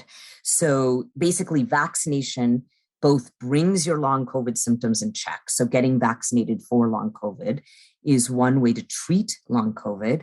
And then also those who have mild symptomatic breakthroughs who have been vaccinated don't seem to get long COVID symptoms. There's basically 3 studies that show this now, including one from Israel this morning. So putting that all together, the biggest fear of the fact that this virus is endemic and not going to be able to be eradicated among people who are getting mild infections are, could they get long COVID symptoms? And there hasn't been any evidence of that. And we have had a lot of breakthrough infections through Delta and now through Omicron. And these are very good studies that shows our adaptive immunity prevents us from getting these longer symptoms. So I think that's very good news for long COVID. Do we have a sense of what the incidence is of long COVID in presumably the unvaccinated, which is the majority of the people that it's being seen in? It depended on if you had severe disease or mild disease. So those who had severe disease, this is a very good Nature study, you're more likely to get longer symptoms after that. And it was about 30%. If you had mild disease, it was very low. So it really depends on your severity of initial infection. However, at this point, we have so many people who've been vaccinated and we have so much natural immunity that our long COVID population is going down, and we're still treating, because I know this from the clinic, people who had initial severe infection before the vaccines were available. And the reason I'm interested in this question is, as we've all noted, there's still a substantial portion of the young population that's not vaccinated. So Marty, you said about 15% of Americans are unvaccinated. Is that right? 15% of Americans over 5 years old are unvaccinated? Over 18 and about 20% over age 12. Okay. So we could do the math on that and reverse engineer what fraction of people aged 20 to 40 are unvaccinated. Really, to me, that might be one of the more potentially compelling reasons to be vaccinated if you're otherwise young and healthy, is to mitigate the risk and the downside of long COVID. Is that a fair assessment? I agree. I mean, not only does vaccination help you not get long COVID if you get COVID, but also it seems to be able to treat long COVID because your more dysregulated immunity goes into a more adaptive and organized immunity. So again, I think it's profoundly important to say vaccination helps long COVID either after the fact or before the fact. So adaptive immunity seems to be the way to get to all roads lead to where we need to get to with this virus, which is having a lot of immunity to the virus. It's why before in 2020, we didn't have any immunity to the virus and we were much more nervous. Now in this stage of the pandemic, we have so much more immunity to the virus. Again, 79% of people in South Africa, even though it's a 25% vaccination rate, there's a lot more immunity in the world. And then that relates to schools, I think. Say a little bit more about that. Again, this is kind of facts, not fear versus fear, not facts messaging. You really went over for us how much lower the risk is among the young, especially children, for severe COVID. And it has to do with, there's clear mechanisms by why children are less likely to get severe COVID with ACE2 receptors and their innate immune response. And that's true of long COVID as well. So all of that put together, we have to refocus our ideas now on schools not being a place of fear, because I think what Marty just said was really significant to me, that there will be parainfluenza, rhinovirus, influenza. There will be other viruses that cause infections from now on. And we have to think of children's holistically as the place where they need to learn. I think the ill effects of school closures, I think there are very few people now who deny them 2 years into the pandemic.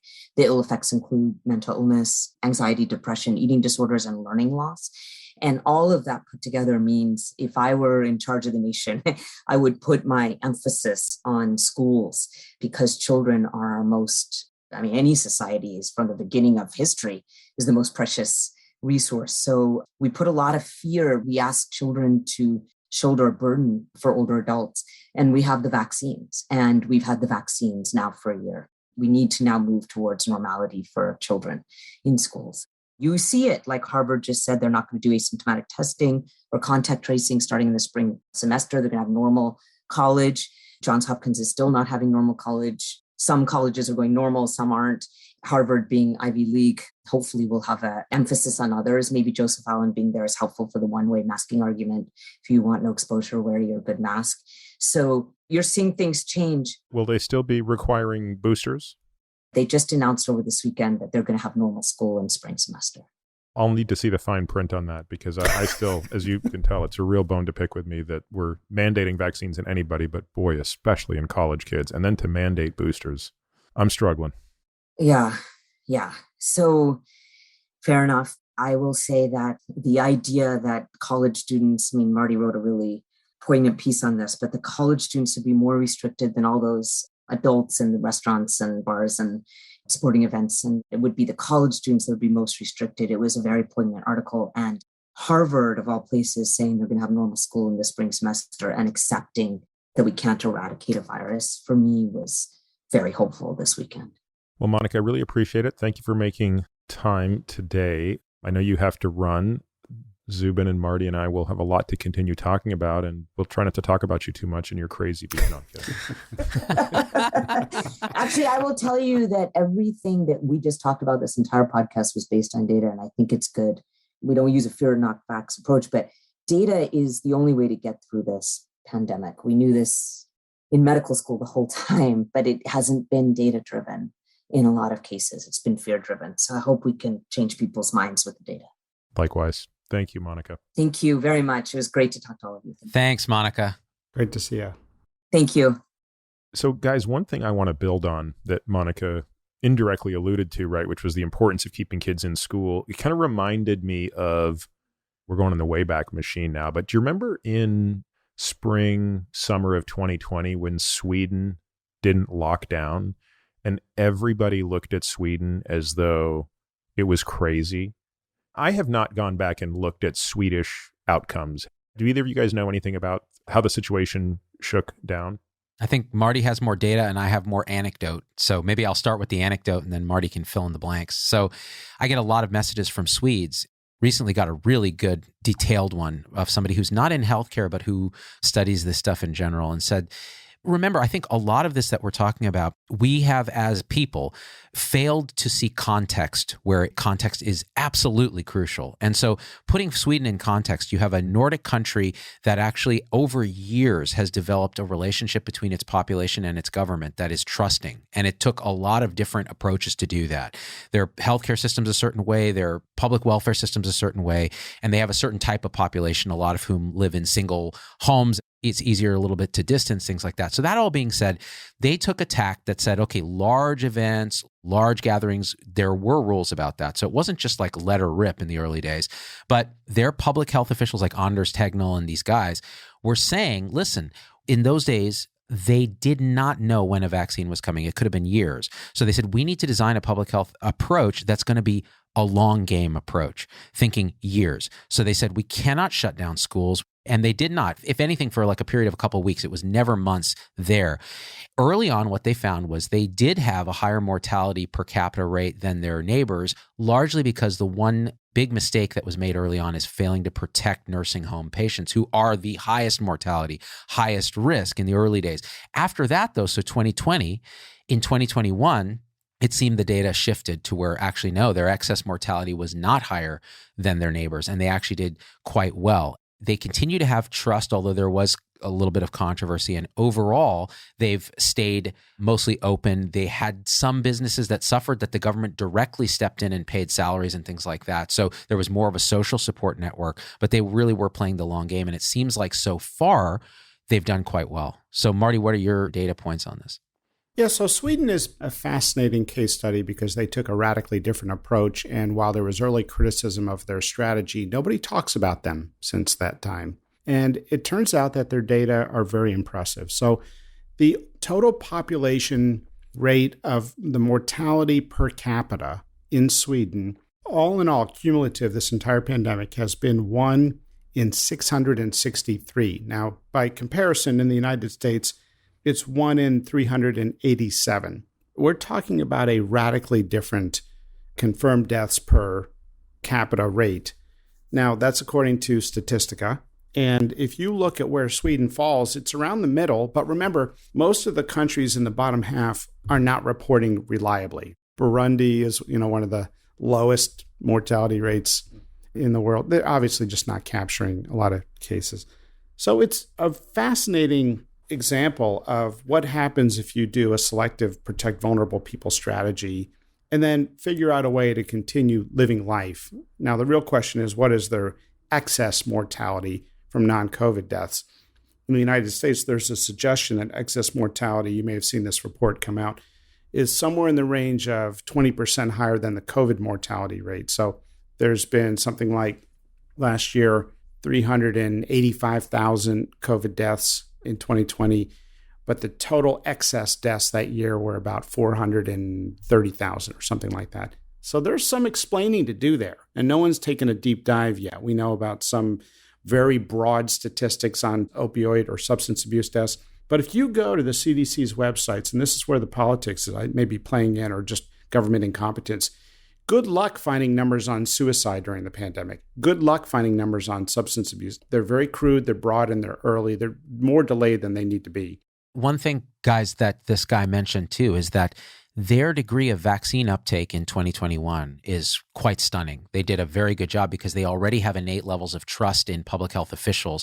It was public health officials like Anders who were doing the messaging. It was not politicians during much of COVID. So they did very well in 2021, probably partially because they got to vaccine. They've never focused on masks, and they did focus on protecting vulnerable, although there was an unspoken sort of idea among their leadership. It's felt that they were willing to sacrifice some old and vulnerable early on to keep society as a whole running and younger people functioning and the economy going. And they never said this publicly because obviously that's a poisonous message, but that was the feeling. So they made these compromises that were really quite interesting. And then in the long run, the area under the curve of excess mortalities may well have been impacted positively by what they've done, although I think it's going to take some years to really unwind what's going on everywhere. Many of us sort of found it morally offensive that you would take a let it rip strategy, but those who defend what Sweden did will actually tell you it was not really a let it rip strategy. What they did is they tried to evolve the strategy based on the data. And early on, there was a very focused attempt to protect the elderly and the vulnerable. If you went to a restaurant early on in the pandemic in the semi-open society in Sweden, they were distancing. They were still using some mitigation. So it was not a truly let it rip strategy. And I think to their benefit, the kids have been in school throughout and they've not been masked. European CDC recommends against masking people in primary school. Looking back, there's, I think, some lessons there. And the people who advocated for us to do what Sweden has done, they are partially vindicated now with some of this data.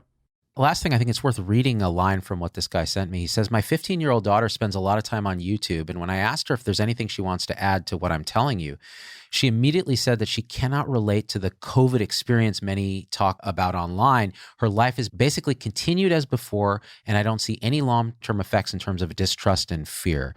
That Sweden is held together in a way that's very encouraging. There haven't been big draconian measures or big demonstrations of discontent and families and friends torn apart due to different views. So that's really quite interesting. That social fabric has held together, and that's important. It's like we ignore that at our peril. Again, the context of the whole thing rather than just the little fragments that people tend to focus on. What's the overall context? Again, just sort of digressing into anecdote, I have very close friends in Canada, and a number of them are very seriously considering doing something I would have never imagined possible a year ago, 2 years ago, any point in time, which is moving to the US. Canadians are a very proud people. They tend to have this superiority complex over Americans, the swaggering, arrogant Americans and stuff like that. But when you look at the truly draconian measures in my home province, where I grew up, Ontario, I grew up in Toronto, there are people that have basically said, look, we've historically loved Canada, but enough is enough. They're really looking to move to US states that have been far more open. And it's really extreme. So to give you some perspective, referring to a friend who had COVID, didn't get vaccinated, kids are not vaccinated, as a result of the fact that the parents had COVID but are not vaccinated and the kids are not vaccinated, the kids can't play sports. They're not permitted to play sports. You have to think about that for a second. So like, what is the implication when you take kids aged 12, 13, 6, 7, 8, and you say, sorry, your parents aren't vaccinated, you haven't been vaccinated, you don't get to play organized sports. And of course, you're wearing masks in school and all these other things. And I'm sure people have heard that the province of Quebec is now trying to tax the unvaccinated. It's a sin tax now. Think about that for a moment. Again, if we're going to be logically consistent, if we're going to say we're going to tax the unvaccinated, boy, we are going to be taxing a lot of people, right? I mean, if your BMI is over 25, we should probably be taxing you too. If you're clumsy and you're doing high-risk sports, I mean, you should probably be taxed for that because you're more likely to end up in the hospital. Anyway, and going back to this example of a friend of mine, do you realize that an unvaccinated person in Canada cannot travel in Canada? So they can't get on an airplane. They can't get on a bus. They're only permitted to drive themselves, and they still won't be allowed to cross the border. There are countries that do stuff like this. It's called Sharia law. Very aggressive, sort of fundamentalist countries that do this kind of thing based on religious belief. In a way, because I'm not sure we'd find data to support these activities, this is now, again, I'll reiterate, falling into the vestiges of religion. And the question is... I want to say something even more provocative, Zubin, which is, isn't that almost now as radical as the most radical form at the opposite end of the spectrum, which is the most radical form of fascism, right? I mean, think about what was going on in Poland in the 1930s. So it's the totally opposite end of that spectrum, but you couldn't leave that country. You would have needed to escape that country for your safety. I'm not trying to, for a moment, to compare this to Nazism. I'm simply saying at some point, these completely opposite ideologic things meet in terms of how restrictive they are. Yeah. Actually, you really think about that. You're in a country that can effectively be landlocked and you cannot escape. You cannot leave Canada. It sounds like a great movie, Escape from Canada. And Toronto is a post-apocalyptic flaming wreck. But I could see Marty starring in that. The first brown-like leading actor. I think we need that. As I remember, the dean of the Harvard School of Public Health said, a Canadian is essentially an unarmed American with health insurance. Here's where the argument falls apart, Peter, with data. What happens if that same individual that you're describing is infected with influenza or parainfluenza? Then what? Oh, that's okay, I guess, right? Even though the case fatality... Yeah, presumably they're allowed to get on an airplane, and they could probably even get on a bus or a train, and maybe even they can kill people. They can kill people with influenza very easily. I mean, this is that influenza kills so many people per year. You know, another thing that doesn't get a lot of attention, we have so many remarkable antiviral treatments for COVID now. I don't know about you guys. Have you guys ever had influenza, the actual real deal OG flu? Yeah. Yeah, I've had it twice in my life. It sucks. It's the worst. That is a bad virus. And we don't really have anything too good. Remember Tamiflu, how useless that turned out to be? People were stockpiling Tamiflu. Like, it did nothing. Influenza, which is about as bad as Omicron. Marty, correct me if I'm wrong. Oh, worse. Influenza is worse than Omicron? I mean, you're talking about the study, 52,000 people, one death. I mean... I haven't got Omicron yet. I've been trying. Actually, super annoyed that I don't have it yet because I feel like I'm missing out on a booster shot or something. But when I look at all of my patients and friends who have had Omicron, yeah, I would say it certainly anecdotally appears far less severe than influenza. And yet, when you get influenza, you don't have a drug that you could take if it gets really bad, the way we have fluvoxamine and the other more recent Pfizer and Merck drugs. So that's another thing that doesn't really seem to get in the spirit of what can you do as an individual to protect yourself? Well, step one, get vaccinated. Step two, have access to therapeutics. Step three, have access to a healthcare system that has literally just spent the last 2 years doing a fellowship on how to treat this disease. I think one of you said it earlier, right? We're operating under assumptions that are 2 years old. And an infection fatality rate of a prior virus. Omicron needs a PR firm because as long as it's COVID, people think they're using all the COVID historical data. And when you add population immunity and a more mild virus, it does change the calculus. It doesn't mean people don't get sick. It doesn't mean that any of us would ever wish anyone become infected and deal with this virus. Nobody would want that. But I'll tell you, I just talked to doctors in Egypt there this morning. They've had a real tough time getting people vaccinated. They've tried everything. They're very thankful to God that Omicron is what it is, because it is going to confer large, broad population immunity. And otherwise, there were just no other strategies to get there. The question is, how did we become so dependent on the CDC to adjudicate on every aspect of American life? And we know typically they draw on data from their MMWR reports that's historical. Everybody is so upset at the CDC over so-called messaging in terms of, I've done my 5-day quarantine. Do I get 1 test or 2 tests? Do I get antigen tests or PCR tests? Stop. Let's ask the bigger question. Why are we even quarantining immune people who are low risk from other immune people, right? Would we ever do this for parainfluenza or rhinovirus? This is where we've just sort of developed this intense dependency. And as long as we're waiting for the CDC to tell us whether or not we get 1 or 2 antigen tests, because the sensitivity in the pre-symptomatic phase or asymptomatic phase is below 50%. So after you've done your 5 days of quarantine, you're still not getting a definitive answer. So why are we having these arguments when we need to just get back to common sense? Which means if you've been exposed, then wear a mask. Doesn't matter what virus. If you are around someone vulnerable, be careful. Maybe stay your distance. And if you're sick, stay home. That is a pan-viral strategy that we need to adopt for general public health hygiene that gets us away from these crazy deliberations that we're having right now. Yeah, it requires a culture shift too, right? Because people have to understand that going into work sick without a mask, say, is really a taboo. That should become a social taboo. It's not something that you do. It's not where we are or where we were, certainly pre-pandemic. One interesting thing, too, is this context issue. There are a lot of doctors on, say, in the coastal cities that have been victimized. I call it victimized because I'm biased, right? I'm going to say biased now. This is editorializing. Mask mandates, kids' mask mandates, vaccine mandates, all of this. And they see a society that's actually a pretty highly vaccinated group. And they're like, come on, guys, let's stop this. We need to open up. Why are we doing this? And people like, say, maybe you and me, Marty, have been messaging this more balanced message of, hey, some of these restrictions don't make sense. Now, where I get pushback, which I think is interesting, is from doctors, say, in the Midwest or in parts of Texas or rural parts of the country who say, listen, these doctors skew more liberal, say. They're in very conservative areas and they're seeing maskless people, lots of morbidity in the ICU. And their response is, no, their messaging is the opposite. We need mask mandates. We need to do vaccine mandates, and we need to be very monolithic in a public health messaging. So where you are even determines kind of how your mindset is and how you communicate and how you might see somebody like, say, a Marty McCary who's saying these things. They may see that as dangerous in a setting like that, whereas someone like me may go, say it louder, Marty. It's interesting.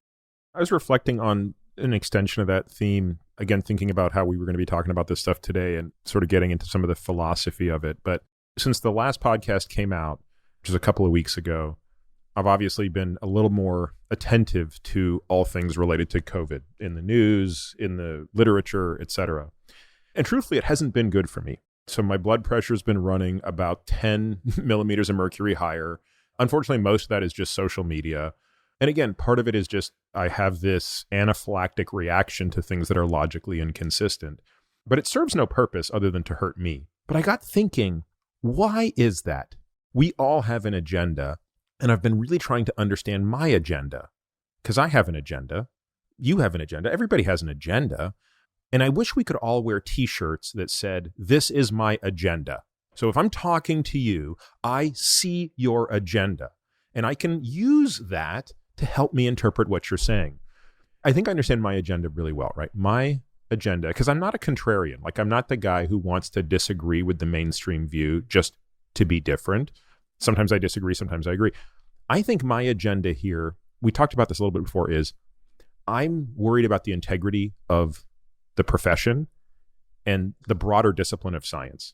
I really have concern for the integrity of this. And I have many friends and some patients who have completely lost faith in this profession. That's my axe. That's the thing I'm grinding. I am very upset about what the implications of this are down the line. And I think that's what's coloring, for better and worse, how I feel about the situation that we're in today. Do you guys have a sense of your agendas? Absolutely. By the way, this is the kind of self-reflection that every single person should do when they think about this, because it then frames the whole conversation very differently, and it involves a degree. You said you have no emotional intelligence. Actually, you just showed that you do, because I'll tell you the same thing. Since we did the show another couple of weeks ago, and honestly, I've been weaning off talking about COVID prior to that, and you kind of reignited me thinking about this stuff, and it's been nothing but suffering for me ever since. There is a feeling of like, first of all, now you're interested in seeing what people say about it, and it becomes this agenda versus agenda, and it's an unconscious sort of thing. So my agenda with this from the early days has been somewhat shared with yours, somewhat shared with Marty, somewhat shared with Monica's, which is trying to find a synthesis of what is the best policy versus science thing for the most people, and trying to bridge across this divide of misunderstanding and division, and to try to understand all these positions. I call it alt-middle. I've started to think of it as like a corpus callosum that binds the left and right hemispheres. Like, how do we build those fibers that connect these things together and help us think rationally? And my bias has always been that. Now, the way I'm criticized for that bias, so it's good. So you put it on your t-shirt. I'm alt-middle, Z-Dog MD. I want to be the corpus callosum in the conversation. People will attack directly and say, there is no middle ground here. It's mask or don't mask, or it's this or it's that. And that's fine, but at least then we know where our agendas are and where our biases are, whose hive mind has captured us. That's important to understand, because otherwise you'll never be able to bridge these different gaps and have some sanity. And what about you, Marty? What would your t-shirt say? What's your deep, dark agenda here? I want us to be as open as we can about this. I would say to end tribalism, because that is the most offensive thing. It's not a different opinion. I'll hear somebody articulate a different perspective, and they'll come out entirely differently on what we should be doing or should be recommending. That is okay in the context of civility in my mind. And my thought is, let's show the data on both sides to the best of our ability and let people make a decision. One of the few things that will be morally offensive is the automatic tribalism, the dismissal of people because of something that they thought early on. And nothing captures that better than how Jay Bhattacharya was dismissed early on. And now you see like, hey, the data is playing out just as he said. I also feel that we made a tremendous sacrifice as a country. We're living like Grizzly Adams. I mean, I was at risk of growing a ponytail. We come out of this thing, and you have people that are saying that was absolutely the right thing to do, and we need to go back into the cave because of speculation of a more dangerous virus coming out of South Africa. And you want to say, stop, let's look at the data. That sort of retreat, I think many times is scientifically dishonest. When I see the universities, who ironically are supposed to be champions of data and scientific reason, revert to these sort of primitive practices that are almost barbaric, they're definitely cruel on students. You want to say, I remember in college, they would insist that everybody at a liberal arts college take a science course so that you understand the scientific method and process, right? They would force these philosophy majors to memorize rocks in geology class, thinking, why do they have to memorize the names of rocks for their future? Well, it's to understand the scientific mind and the scientific process. And then they do this complete rejection of any open scientific debate and cancel people with different opinions. To me, it's the tribalism that bothers me, and it's just sad to see it play out. I'll say one last thing on this, and then we'll get back to what people care about, which is not our griping, but it's more the fact stuff. But I was actually really surprised at some of the hate mail I got after the last podcast. Now, I haven't gone back and listened to it, guys. I got to be honest with you. I don't really have the time to go back and listen to podcasts I record. So, I mean, I guess it's possible I came across as a racist homophobe, but I don't think I did, because I'm not actually racist or homophobic. But some of the hate mail I got was, you are a racist, homophobic piece of shit who lives in Texas.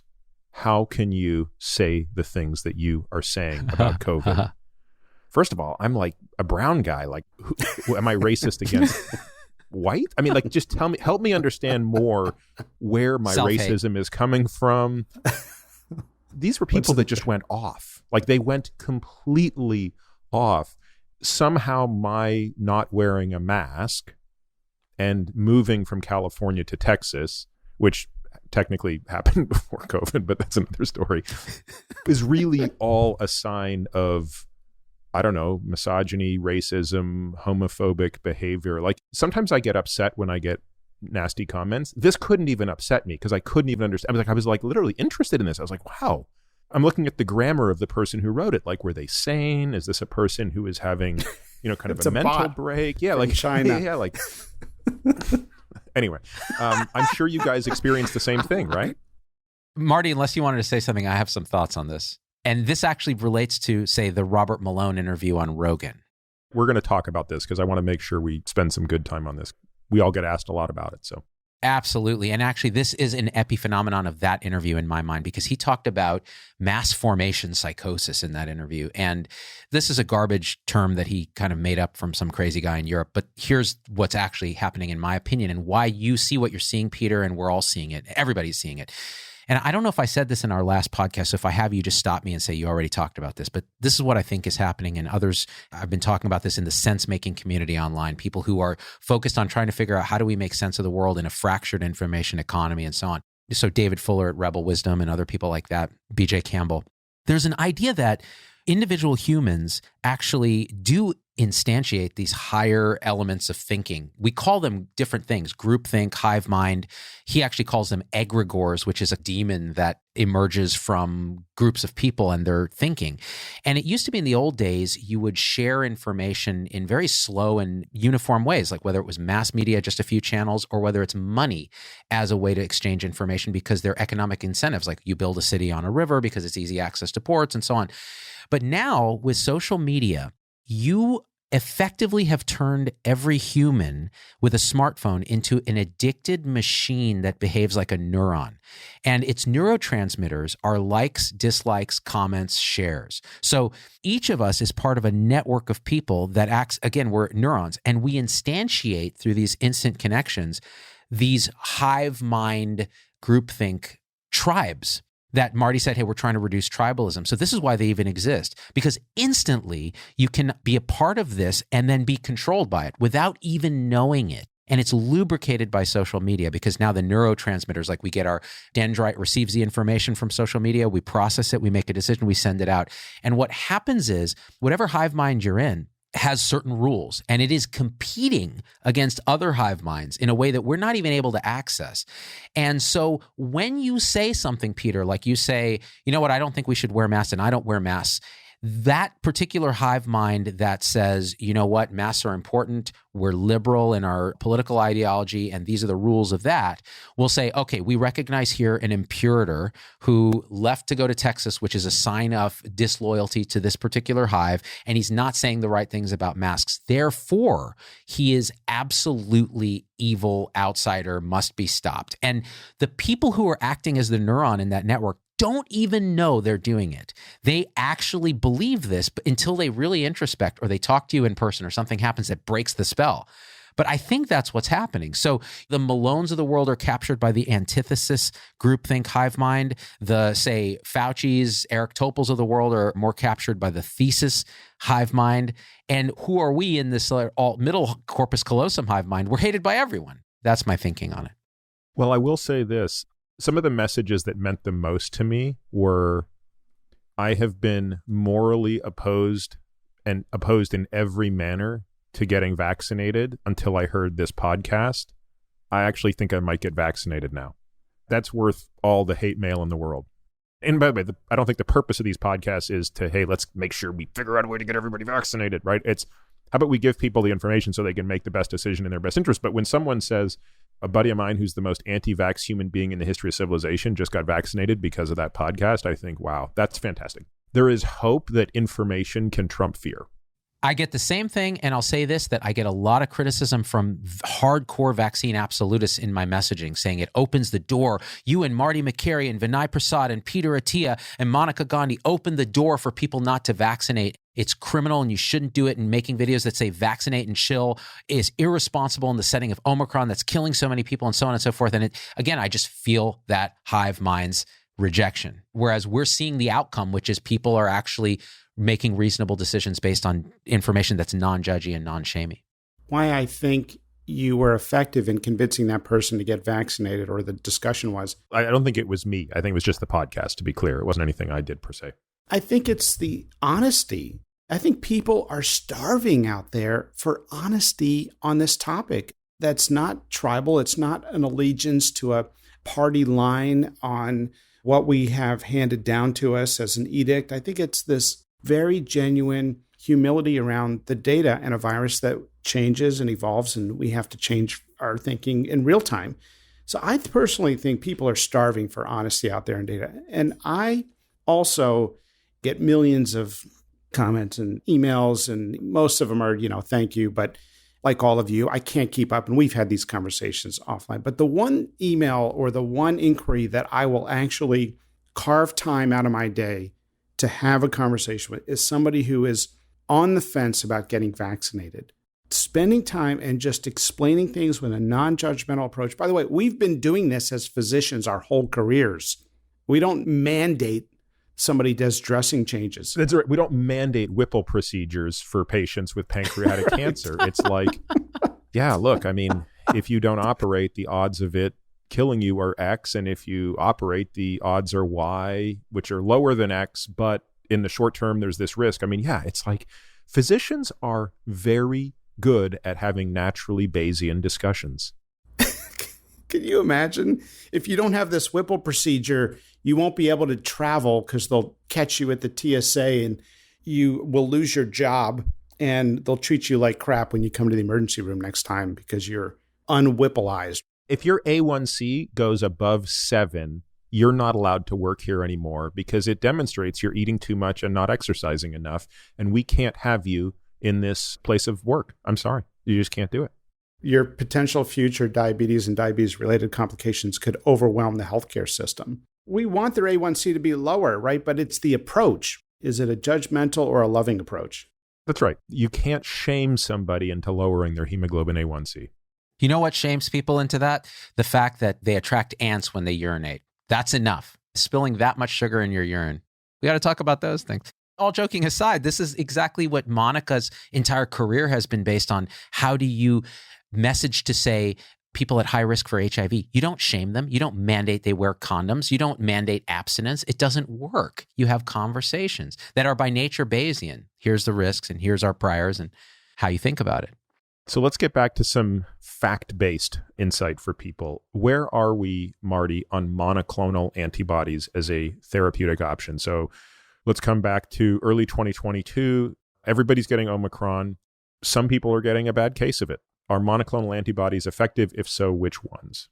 So 2 out of the 3 only work on the Delta variant. And by the way, the people over the last few weeks who have been showing up in the hospital in deep trouble medically tend to be heavily skewed towards the remaining Delta variant. Now, if the CDC estimates are correct, Delta is 1.7% of new cases as of January 14th or so. That tells us that the influx, that sort of the ongoing damage that this is causing in terms of severe illness is really letting up right now just by the dominance of Omicron. So we only have one monoclonal that really works well. Sotiramab, it's a GSK Vir biopharmaceutical product. It's a monoclonal called Sotiramab. And that's the only one that really works well on Omicron. But if Omicron is as mild as we're seeing, that tells us we should be using it selectively in high-risk individuals. We don't do a good job of that in healthcare. We can barely hold back throwing the kitchen sink at people, even when it's excessive. I mean, it's just a general pattern. And so what you're seeing is these industrial strength big guns like Paxlovid and Sotiramab are being used in very low-risk people, sometimes people with wealth and power and access that tend to get. And that's where we need to say, hey, wait a minute, we have all these tools in the toolbox. Let's use them selectively and wisely based on somebody's individual risk. And any emerging data on the efficacy of fluvoxamine against Omicron specifically? Because obviously the Lancet trial, the JAMA trial were all in Delta. Anecdotally, do we know anything, or has there been any way to update that insight? The only thing new is some new data on lunacy at the NIH because they wrote a summary of fluvoxamine where they described its benefit and impact on reducing hospitalizations and survival, and concluded at the end of it that there was insufficient data to recommend it, which was a conclusion that should not have been derived from that summary. So unfortunately, now you have this sort of militaristic, everyone just falls in line mentality in medicine by some physicians. Now, many of them are creative and smart enough, and they're like, hey, I read the studies. The reduction is dramatic. Just because there's not an official authorization around it at the FDA, I'm going to use it for my patients. Those are the doctors we hear from. Those are the doctors saying thank you. And that's, by the way, a lot of doctors, maybe most. And then there's some that just say, well, the CDC doesn't say it for me to use it, or they say the NIH is not officially endorsing it. So they're up against that. Now, the people who did that study have told Zubin and I that they're close to what they believe might be some good news at the FDA around an authorization. That's just a gestalt, and it's not insider information. But unfortunately, this is a drug that has reduced mortality among people compliant by 91% in high-risk COVID patients, and we still have very little awareness around it. As a matter of fact, there was a paper that just came out on the preprint that showed, it was a survey of doctors saying, basically, when you get somebody with COVID, what do you recommend to them? What they said was kind of pathetic or sad. It was vitamin D, vitamin C, zinc, and something else that has no evidence really behind it. Now, maybe there's some value to vitamin D, who knows? But I mean, that's it. I mean, no discussion of convalescent plasma, which now in concentrated form reduces hospitalizations by 50%. That's been around, by the way, for 2 years. No mention of fluvoxamine. Let's tell people about that. So convalescent plasma was talked about immensely in March and April of 2020, when we truly had nothing on the horizon. And then it kind of went away. And I don't know if it went away because it didn't have efficacy and it was demonstrated, or because we finally got monoclonal antibodies later that year. First of all, tell people what convalescent plasma is and talk a little bit about it as a therapeutic. So I'm just close to it because the authors of that study on convalescent plasma early on put a piece in MedPage Today, and I remember talking to them. So this was an exciting development. Convalescent plasma is the plasma from someone who recovered from COVID illness. That's what convalescent means. It means they've recovered. And so the plasma is not the red cells. It's not red in color. It's other fluid that the red cells circulated in your blood system. And that plasma contains antibodies. So basically what you're getting is you're getting infused a partially intact immune system. That is, you're getting infused real antibodies. And essentially monoclonal antibodies that pharma companies make is the same thing. They're just antibodies made in a laboratory, and they tend to be all one type, hence monoclonal as opposed to polyclonal antibodies. So in the convalescent plasma, you're getting a more diverse antibody profile. Arguably, that's better for the reasons Monica just laid out. So there was a lot of enthusiasm around it. It's been used, by the way, for a century. I mean, there's stories from people getting infections from gunshot wounds in war, getting convalescent plasma. And so there's a lot of experience with it. That was one of the first levers the medical community reached for when COVID hit us.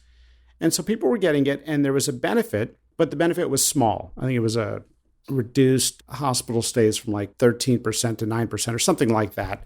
So what you had was an announcement by Trump administration officials that had a lot of enthusiasm, and they used the term, head of the FDA at the time said there was an absolute risk reduction, and the technically proper term is a relative risk reduction. So people who may just hate the administration or hate anything that comes out of it just pounced, including in the medical community.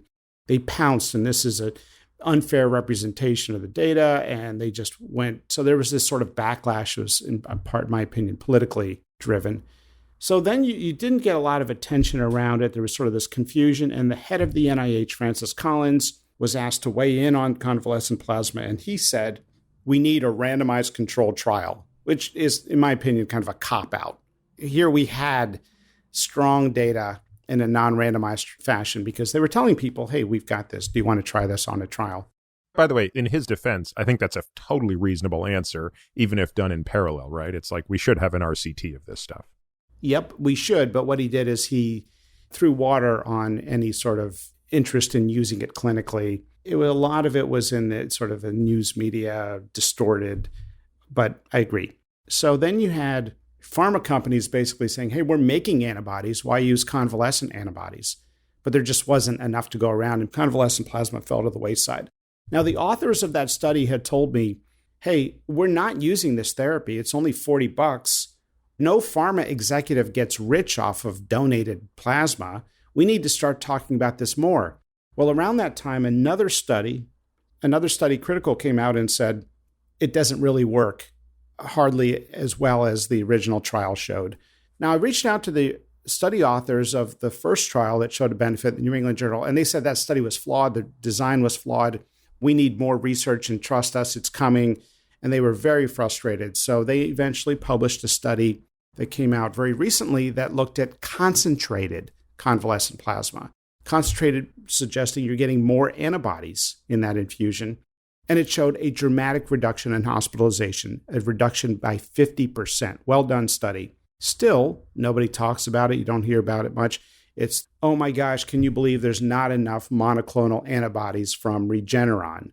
Well, here's another therapy. It's not getting the attention it deserves. Is it safe to say that convalescent plasma presumably has a greater diversity of antibodies than a monoclonal antibody?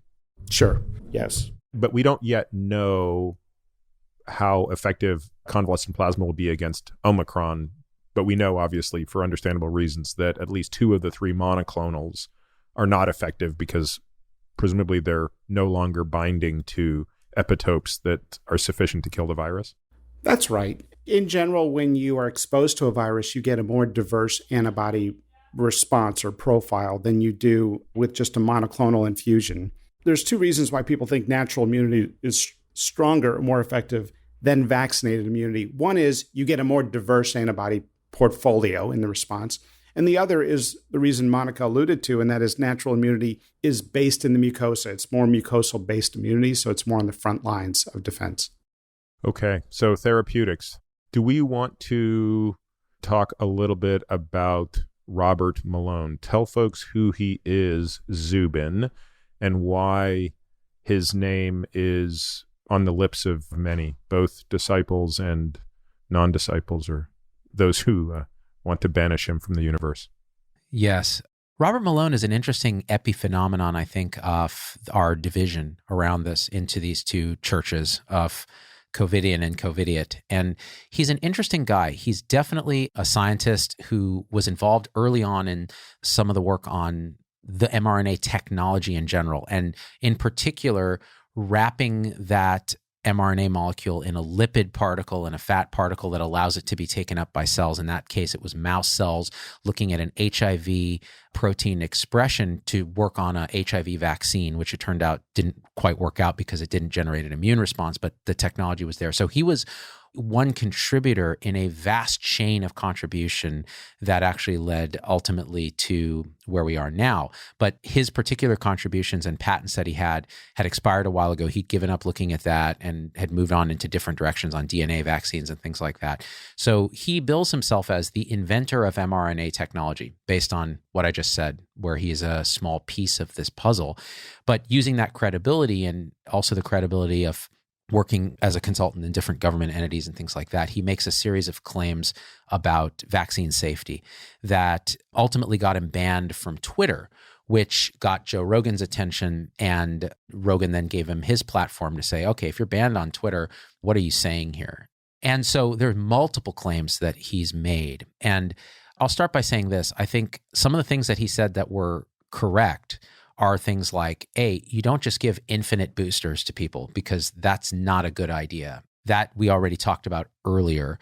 He does question the financial incentives of pharma and different entities within healthcare to focus on vaccines. And I think that's not unreasonable. I think he downplays the point that there's lots of money in therapeutics too.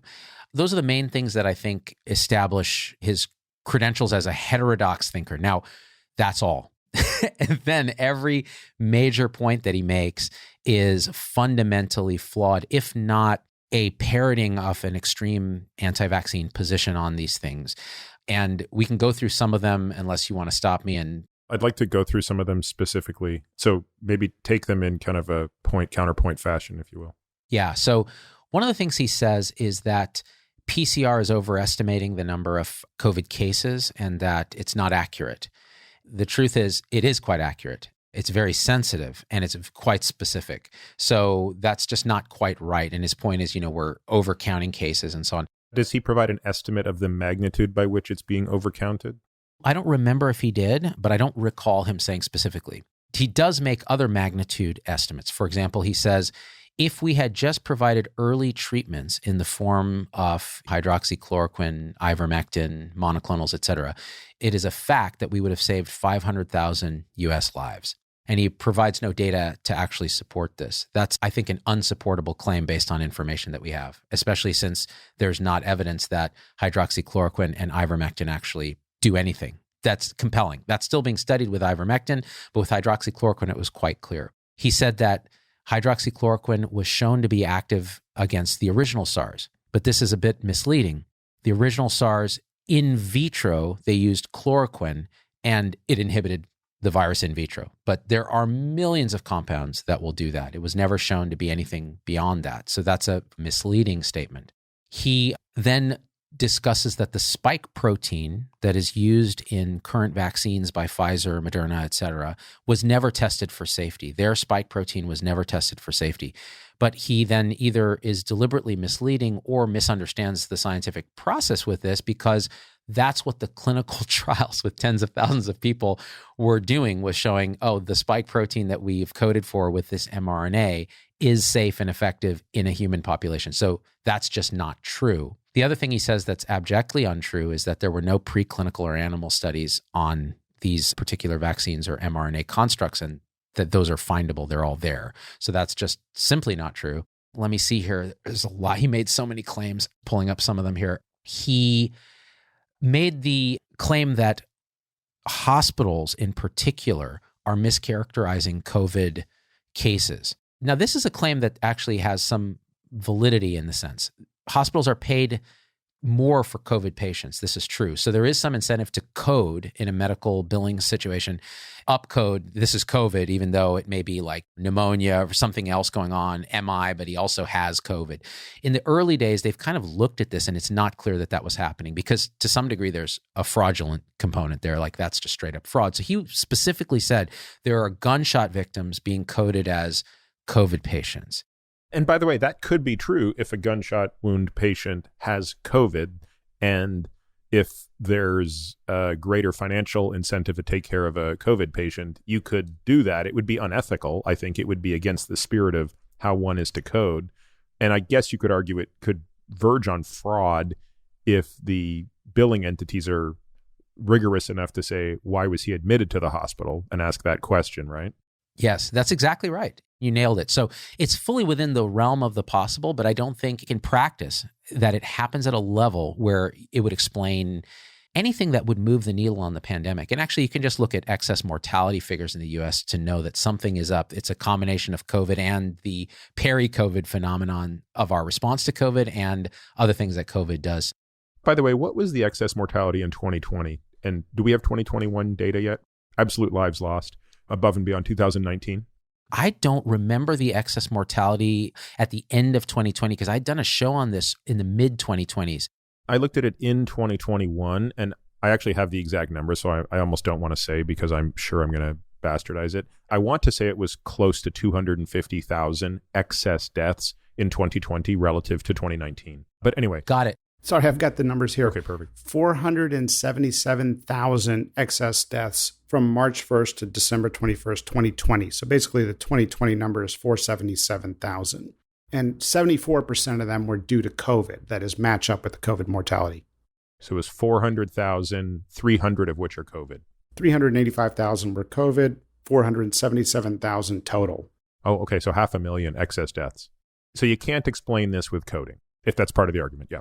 Well beyond coding. Now, some of it may be ancillary effects of lockdowns and so on, but some of it may be even undercounting of COVID cases, people just dying at home and not being diagnosed. So there's lots of different potential explanations. This sort of begs a question, which is, were the people who disproportionately died people who were going to die within the next 2 to 3 years? And does that imply that there may be a reduction of death in 2022, 2023, when a lot of the people who were going to die of natural causes of heart disease, cancer, and things like that, the most vulnerable people who died in 2020 and 2021 basically died ahead of schedule. Their lives were shortened by a year or two, and you'll see fewer people dying in 22 and 2023. Does that matter? No, but it's just kind of a curious epidemiologic phenomenon, right?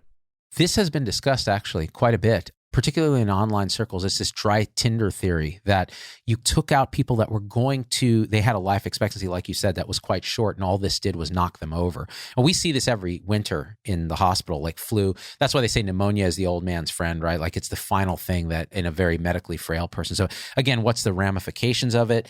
I actually think it has this ramification in the sense that how much of the overall suffering under the curve was just expedited by a year versus how much is cutting off 5 years, 10 years of quality adjusted life years that's quite high. That then would justify or de-justify certain social policies that we put in place. So it's a good question.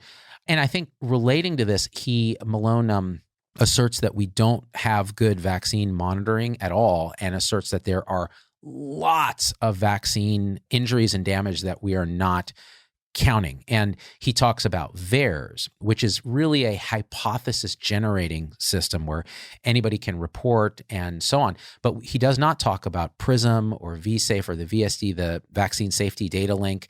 These are very robust vaccine monitoring systems that actually help to catch things like very rare events like the vaccine-induced thrombotic thrombocytopenia of the Johnson & Johnson AstraZeneca vaccine. So I think that's quite misleading to say that. It's good that he's asking these questions, and I think people should ask questions about vaccine safety, but he's a little misleading here. Now, where he's directly misleading is he makes the assertion that the lipid nanoparticles from the mRNA vaccines concentrate in tissues such as ovaries, explaining things like infertility and menstrual cycle abnormalities in women. And the truth is, the data he's citing is a rat study out of, I forget where they pounded these rats with supernormal levels of this lipid nanoparticle mRNA, and they saw accumulations in various tissues, but no tissue damage, actually. And this has not been seen in humans.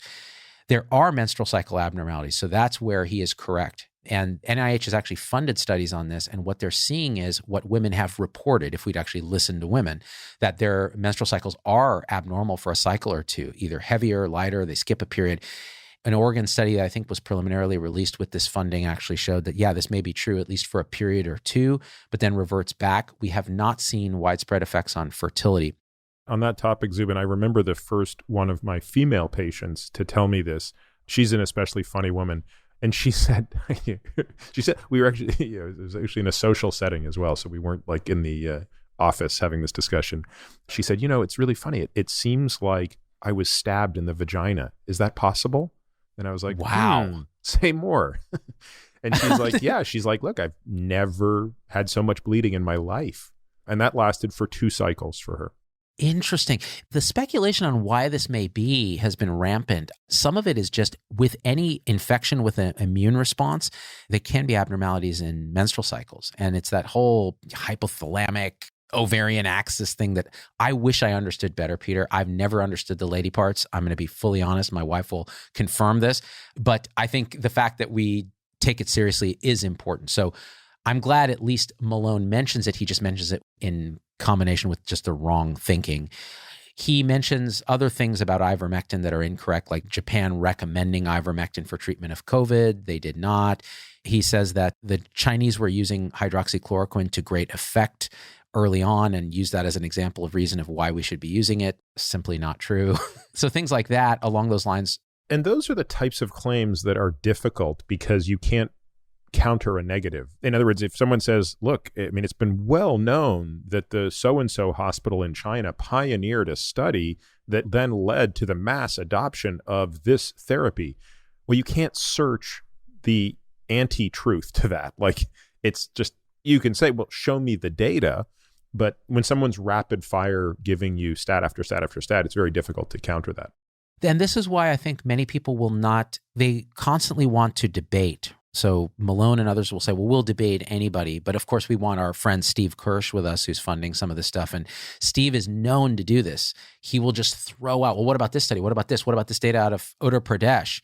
When you actually have days to look at the data, you realize, wow, that's total bullshit. But I could never have responded to that in real time.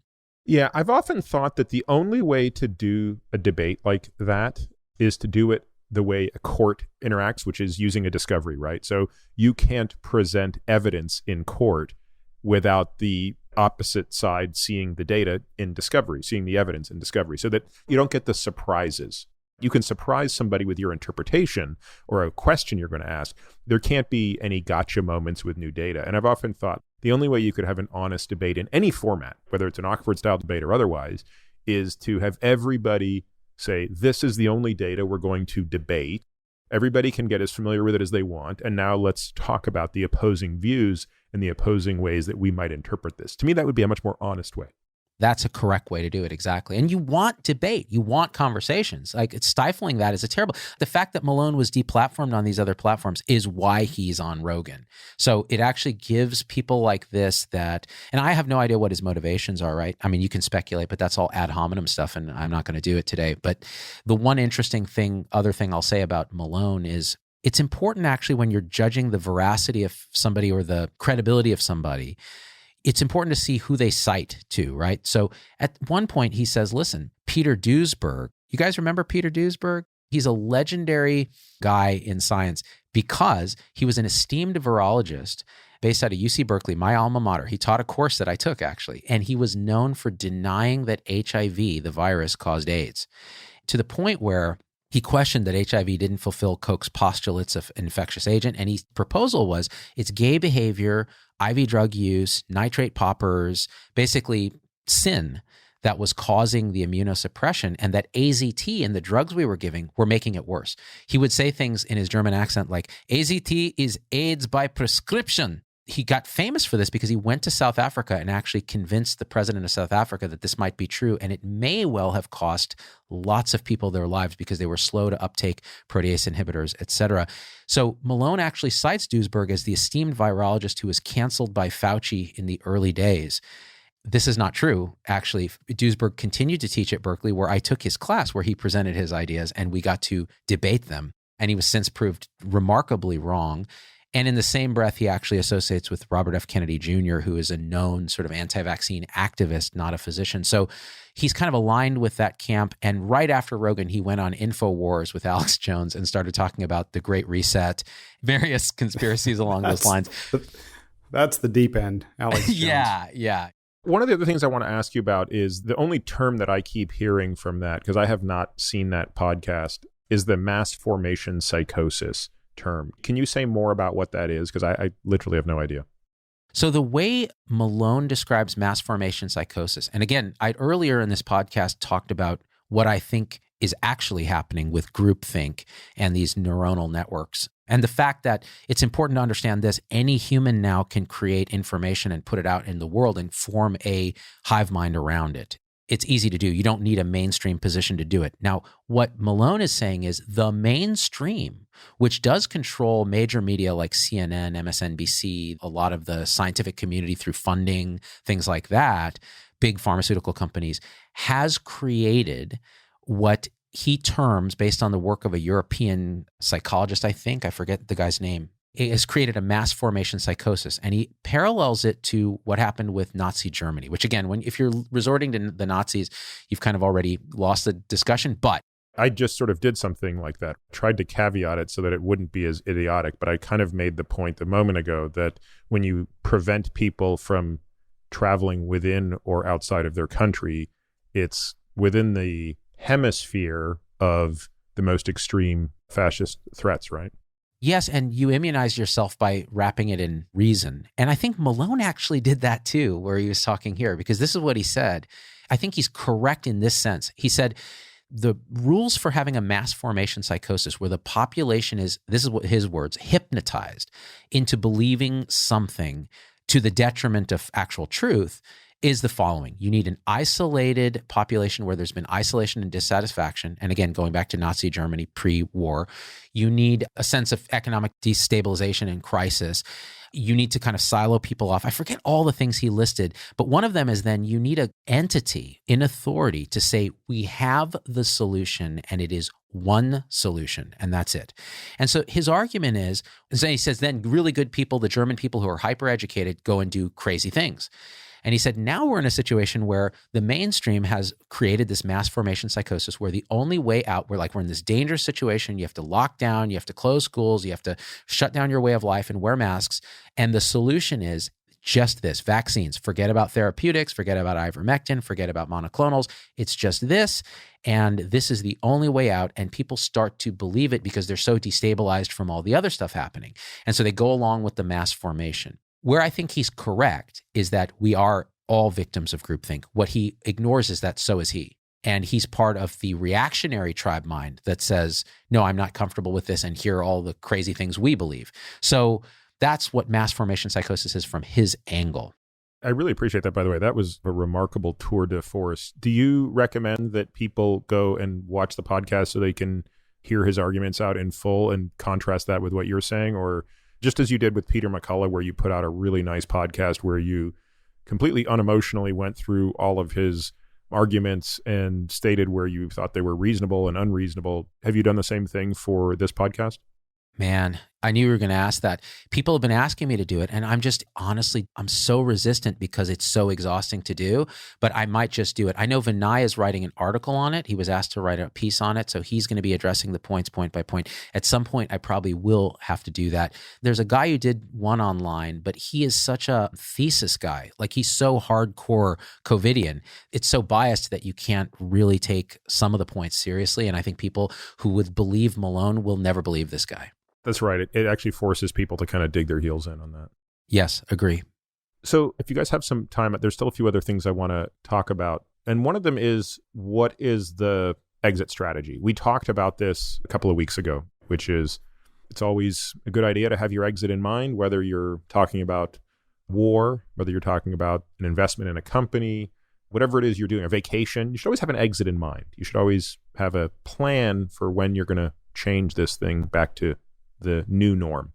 So what's your reflection on that? I mean, I take some comfort in what Monica presented to us, which was that, hey, it might be the case that in the spring, colleges are going to say you don't have to wear masks to sit in class anymore. That would be fantastic for young people, for every person.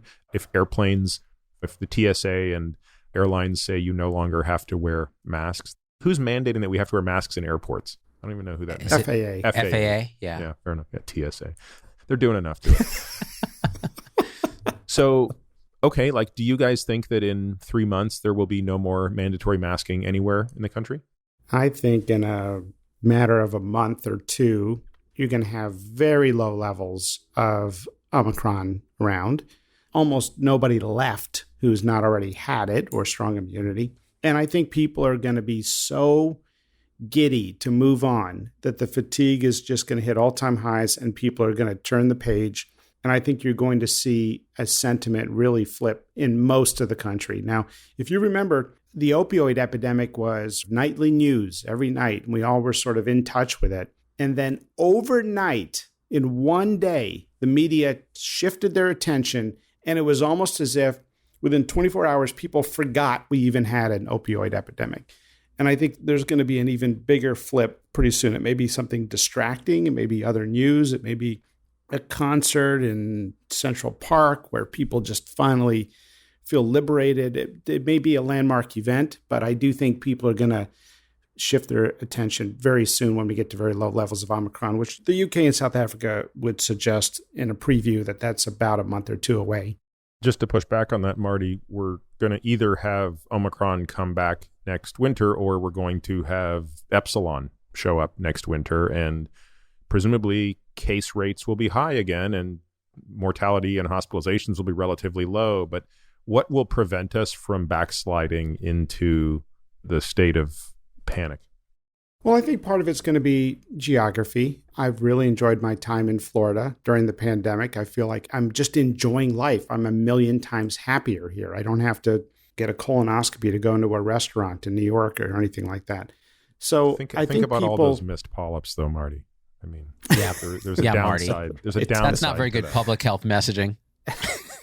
So I think it's going to be regional. I do think there's going to be a big part of the country that's going to say, hey, wait a minute, we could be looking at a new variant in the fall. There's going to be respiratory pathogens circulating this fall, for sure. 10 to 25% of the public is going to get some respiratory infection almost every year in perpetuity. That's the way respiratory pathogens work. So are we going to put up a serious guard and have this sort of anxiety that we've had with the new variant of the fall or the following fall, but we're definitely going to see more variants? Or are we going to realize what Monica was describing, and that is the beautiful, amazing, gorgeous immune system of the human body, where adaptive immunity will increase our protection against future variants, regardless of what they are? And I think there might be some anxiety, but at some point, people are just going to say, I believe in the adaptive immunity. So then what are the implications then for vaccine mandates? Where do we see this going? Let's put federal aside. So there's not going to be a federal mandate, but states and employers, universities, where is that going to go? And look, he's become a bit of a meme, but let's look at Djokovic right now. I mean, the guy just got kicked out of Australia, does not get to defend his title in the Australian Open.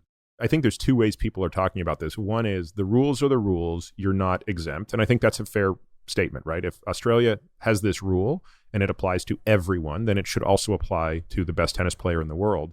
Maybe the more important question is that a good rule to have, period? But I read a story today that said, look, he's not going to be allowed in France. So he's not going to get to defend his title at the French Open.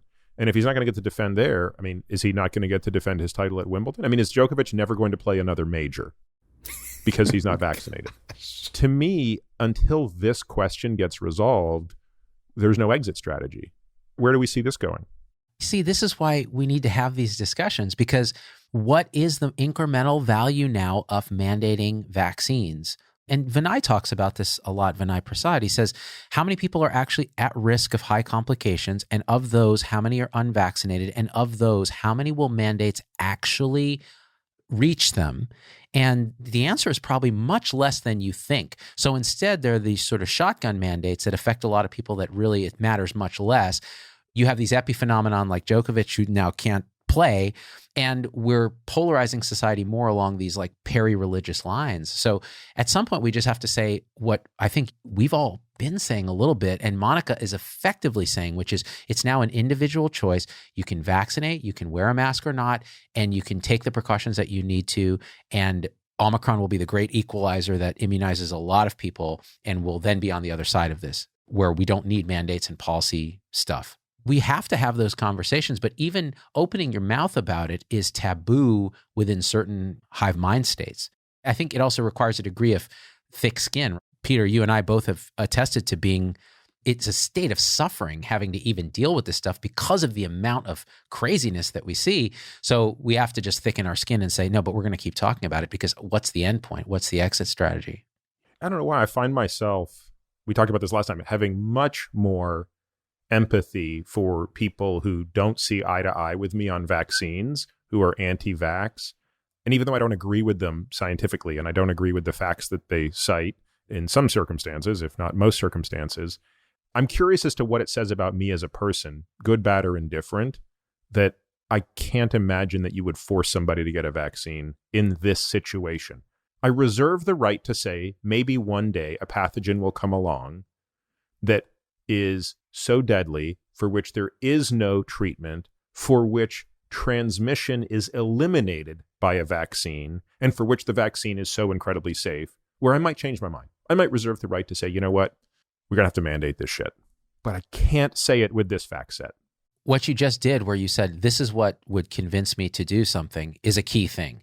Because I think what separates your thinking, which is nuanced, from, say, a hardcore anti-vax person who's just that conditioned, say, or even a pro-vax person, is there is no situation. Like if you ask Robert F. Kennedy Jr., is there any example that you have of a vaccine that's done some good?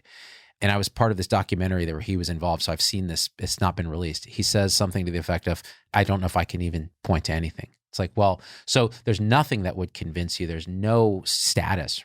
That's tough. Then you're talking about a real belief-based thing instead of a, like you said before, Peter, strong convictions loosely held. Like what would dislodge that conviction? I think when you know how the sausage is made, when you see the decision-making at, say, a state government level that is requiring a 25-year-old forest ranger to get a booster who's thin and already had COVID. And you see the absurdity of how they've brushed over the data, how there's this bandwagon effect, how the leadership has been dismissive of some of the data and cherry picking other data. When you have that back knowledge, that's what makes it particularly difficult to watch, to address your point, Peter, because you see intrinsically this attitude of, you're stupid, don't ask questions, just do it. And it's like, hey, wait a minute, that's not how I'm wired. So I do worry about another pandemic that has a case fatality rate not of 0.2%, which is probably retrospectively what it's panning out to be with COVID, to an infection with a case fatality rate of 5%. Spanish flu had a case fatality rate of 2%. Ebola has a case fatality rate of 50%. What happens when we get a virus with a case fatality rate of truly 10%, as we were worried about from the early reports of China, and we are acting like this sort of dysfunctional, tribal, big tech censored? I mean, we might be hosed. I mean, we've got to have an NIH that responds in 7 days with bedside clinical trials to tell us what's happening, what works, what's effective. We cannot be ignoring some therapeutics and parading around others. I mean, we've got to have a completely different mindset. This is going to be an unpopular and charged question, but I guess we can talk about it. What are the ethics of having the people at the top of the NIH be both in charge of funding any academic in this country and yet also being the arbiters of what is appropriate to be said and not to be said? I've spoken very privately with people who have shared this middle ground view, who have said, I am not permitted to speak about this. I am told I cannot speak about this or I will lose my funding. And my entire career is based on what the NIH gives me. And I've been told explicitly, by the way, not implicitly, I have been told explicitly by my department chair, if I ever say anything that counteracts the narrative of the NIH, I will lose my funding. So we think about all the careers that are being ruined. This person that I mentioned who got fired in November for not being vaccinated from a very prestigious university. Talk about the Djokovic's of the world. This is a guy's legacy who could be altered by this. And then you talk about people who are now being silenced and not permitted to say anything that is at odds with the narrative of their funder. I mean, that's very problematic to me, especially within science. Science has a currency of objectivity. It's taken the single most precious currency and said, let's put that in the closet. I mean, look at the Duisberg thing that we talked about with Malone. This guy, Peter Duisberg, he kept his job. He's tenured professor. He got to say what he wanted. Other people proved him wrong. It was a scientific process. I don't know what happened with his funding. I think he was affected, actually, funding-wise. So this is a conflict. I mean, it's clear because it does enforce a kind of groupthink. In this case, there's a physical effector inhibition from the group mind down to the individual neuron. Do not misbehave or you will lose your ATP, you'll lose your glucose, you'll lose your source of energy. And that's problematic. Scientific freedom is a key component of actually being able to do science because science isn't a dogma, it's a process. So I think your concerns about like further damaging the credibility, the trustworthiness of science in the future is valid. I don't know if you guys saw the movie Don't Look Up on Netflix. Oh man, it was depressing because it was so accurate. It was like, wow, this is exactly what would happen if we had a true existential threat. Humans would be so divided, so untrustworthy, so social media siloed and behave like jackasses to the degree that we deserve to be wiped out. It's funny you say that. At the end of that movie, I was like, well, at least they had the right outcome here. Yeah, me too. Yeah, I'm like, good riddance. Yeah. Good riddance. Yeah. But Peter, I've had so many doctors tell me exactly what you just described. I've been threatened. I've been bullied by my media relations department at my hospital. My department chair directly told me, don't put this out. Don't write this op-ed. I've had people submit things for publication and then immediately, insist before they're published that it be withdrawn because they're worried about how it could be perceived. And often tell me, Marty, I believe in everything that you're talking about. I believe in natural immunity confers a lot of protection. I believe in spacing out the second doses to save more lives and give better durability to the immunity. I believe in open schools, that cloth masks don't work. But I can't say anything from my position. Keep going, keep being out there and saying things. You get it, Peter. I know, Zubin, you get it. And you look at this national dialogue and you recognize that one common theme people say is that their local institutions are concerned how it could be perceived. So basically, Twitter is now the ultimate arbitrator of whether or not institutions are willing to put things out. And the other thing you hear is they're worried about their NIH funding. And if there is one currency of academic medicine, it is NIH funding. It is a direct requirement for every step of the promotions process. And sometimes I do notice that those who tend to be more outspoken are those who are already tenured. And it's not because they're just bolder, it's because they have less of that concern. And that is a direct conflict. And we saw it with the lab leak hypothesis being discussed. Why can't we just all agree to have no more gain-of-function research? There's something where there should be broad consensus. And I think people are afraid to go against Dr. Fauci, Dr. Collins. That is a tremendous amount of power concentrated in one human being, Dr. Fauci. And it's even magnified because he's such a nice gentleman. He's a great guy. I mean, if you've ever talked to him. So you have this very charming, very influential editor of Harrison's who's on every media outlet that has an FCC license every day. And he's talking, controlling the narrative. And so, for example, if he talked about fluvoxamine once this entire pandemic, people would say, this is interesting. Let's take a look at it. Oh, you know what? It's on the therapeutics page of COVID on the Johns Hopkins website. It's on the list of recommended treatments under the University of Washington Medical Center site. He has so much influence. It is too concentrated. It's not that he's bad or diabolical. I actually think he's very well intended. I've just disagreed with him on almost every aspect of the strategy, but that, I think, is too much concentration of power, especially when he controls the NIH funding dollars. By the way, final point, I just heard from a doctor who's been funded by the NIH for 30 years who tells me he submitted a very elegant and extensive grant to study natural immunity, got a near perfect score, and it's not been funded. That's the kind of thing where it's like, look, if you've got $42 billion at your disposal at the NIH, that's one question that should deserve funding and to get an answer, rather than say, we don't know. How many studies have been funded by the NIH that look at disparities in COVID rates, Marty? We just put the study out. My research team did put it on the preprint server. 254 studies looking at COVID research on health disparities and social disparities. And then there's been 254 studies on natural immunity as well, right? No. Funded by NIH. There's one prevalent study we don't have the results to yet, and it's outdated anyway. And the other question is, how does the virus spread? And they funded 4 studies on that. And number of grants on masks, 1. So you had 254 grants the NIH put out there on social and health disparities in COVID, 4 on how it spreads, 1 on masks. I'm all for addressing social and health disparities. By the way, if you agree with me, you should be offended that Princeton is testing people 3 times a week, even though they're asymptomatic and triple vaxxed. You talk about a disparity. High-risk people in the community can't get a test when they're sick and vulnerable, and yet we're testing the hell out of these young, healthy, triple vaxxed people. So, I mean, that is unaddressed. But I'm all for addressing health disparities, but how about knowing how it spreads? Because we were propagating surface transmission for way too long.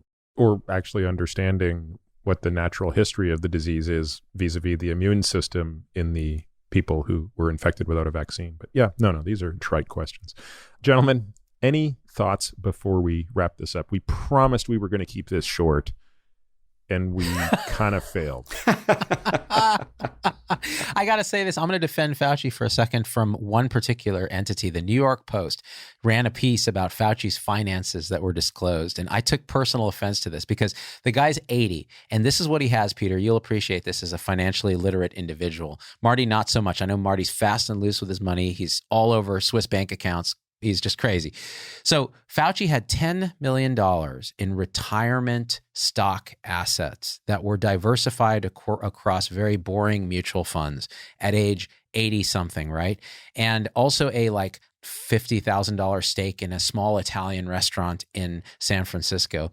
And this particular collection of stuff was billed as some kind of egregious wealth and conflict and all of this. And I'm like, dude, the guy saved his money and happened to believe in the power of compounding in very generic mutual funds. It's not like he owns directly like Pfizer or something. But I thought that was interesting. I'm like, man, I hope no one ever looks at my finances, because first of all, they'll laugh at why I'm not rich.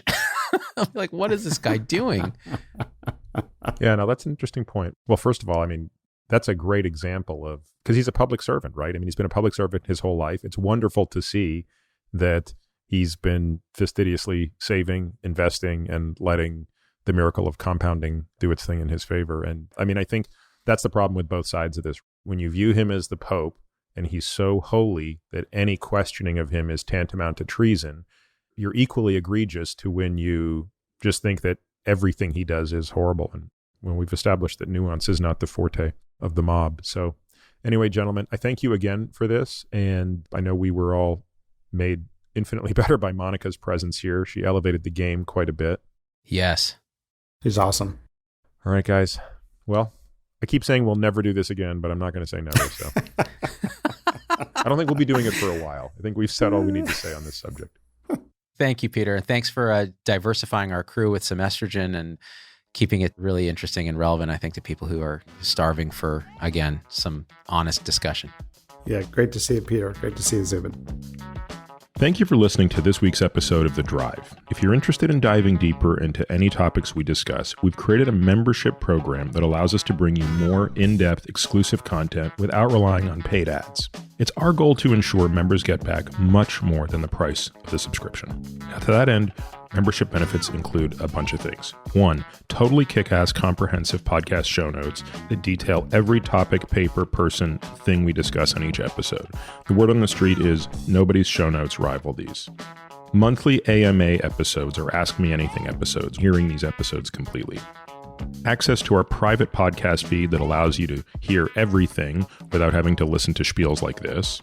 The Qualies, which are a super short podcast that we release every Tuesday through Friday, highlighting the best questions, topics, and tactics discussed on previous episodes of The Drive. This is a great way to catch up on previous episodes without having to go back and necessarily listen to everyone.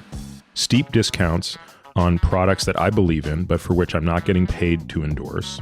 And a whole bunch of other benefits that we continue to trickle in as time goes on. If you want to learn more and access these member-only benefits, you can head over to peteratiamd.com/subscribe. You can find me on Twitter, Instagram, and Facebook, all with the ID PeterAtiaMD. You can also leave us a review on Apple Podcasts or whatever podcast player you listen on. This podcast is for general informational purposes only and does not constitute the practice of medicine, nursing, or other professional healthcare services, including the giving of medical advice. No doctor-patient relationship is formed. The use of this information and the materials linked to this podcast is at the user's own risk. The content on this podcast is not intended to be a substitute for professional medical advice, diagnosis, or treatment. Users should not disregard or delay in obtaining medical advice from any medical condition they have, and they should seek the assistance of their healthcare professionals for any such conditions. Finally, I take conflicts of interest very seriously. For all of my disclosures and the companies I invest in or advise, please visit peteratiamd.com/about, where I keep an up-to-date and active list of such companies.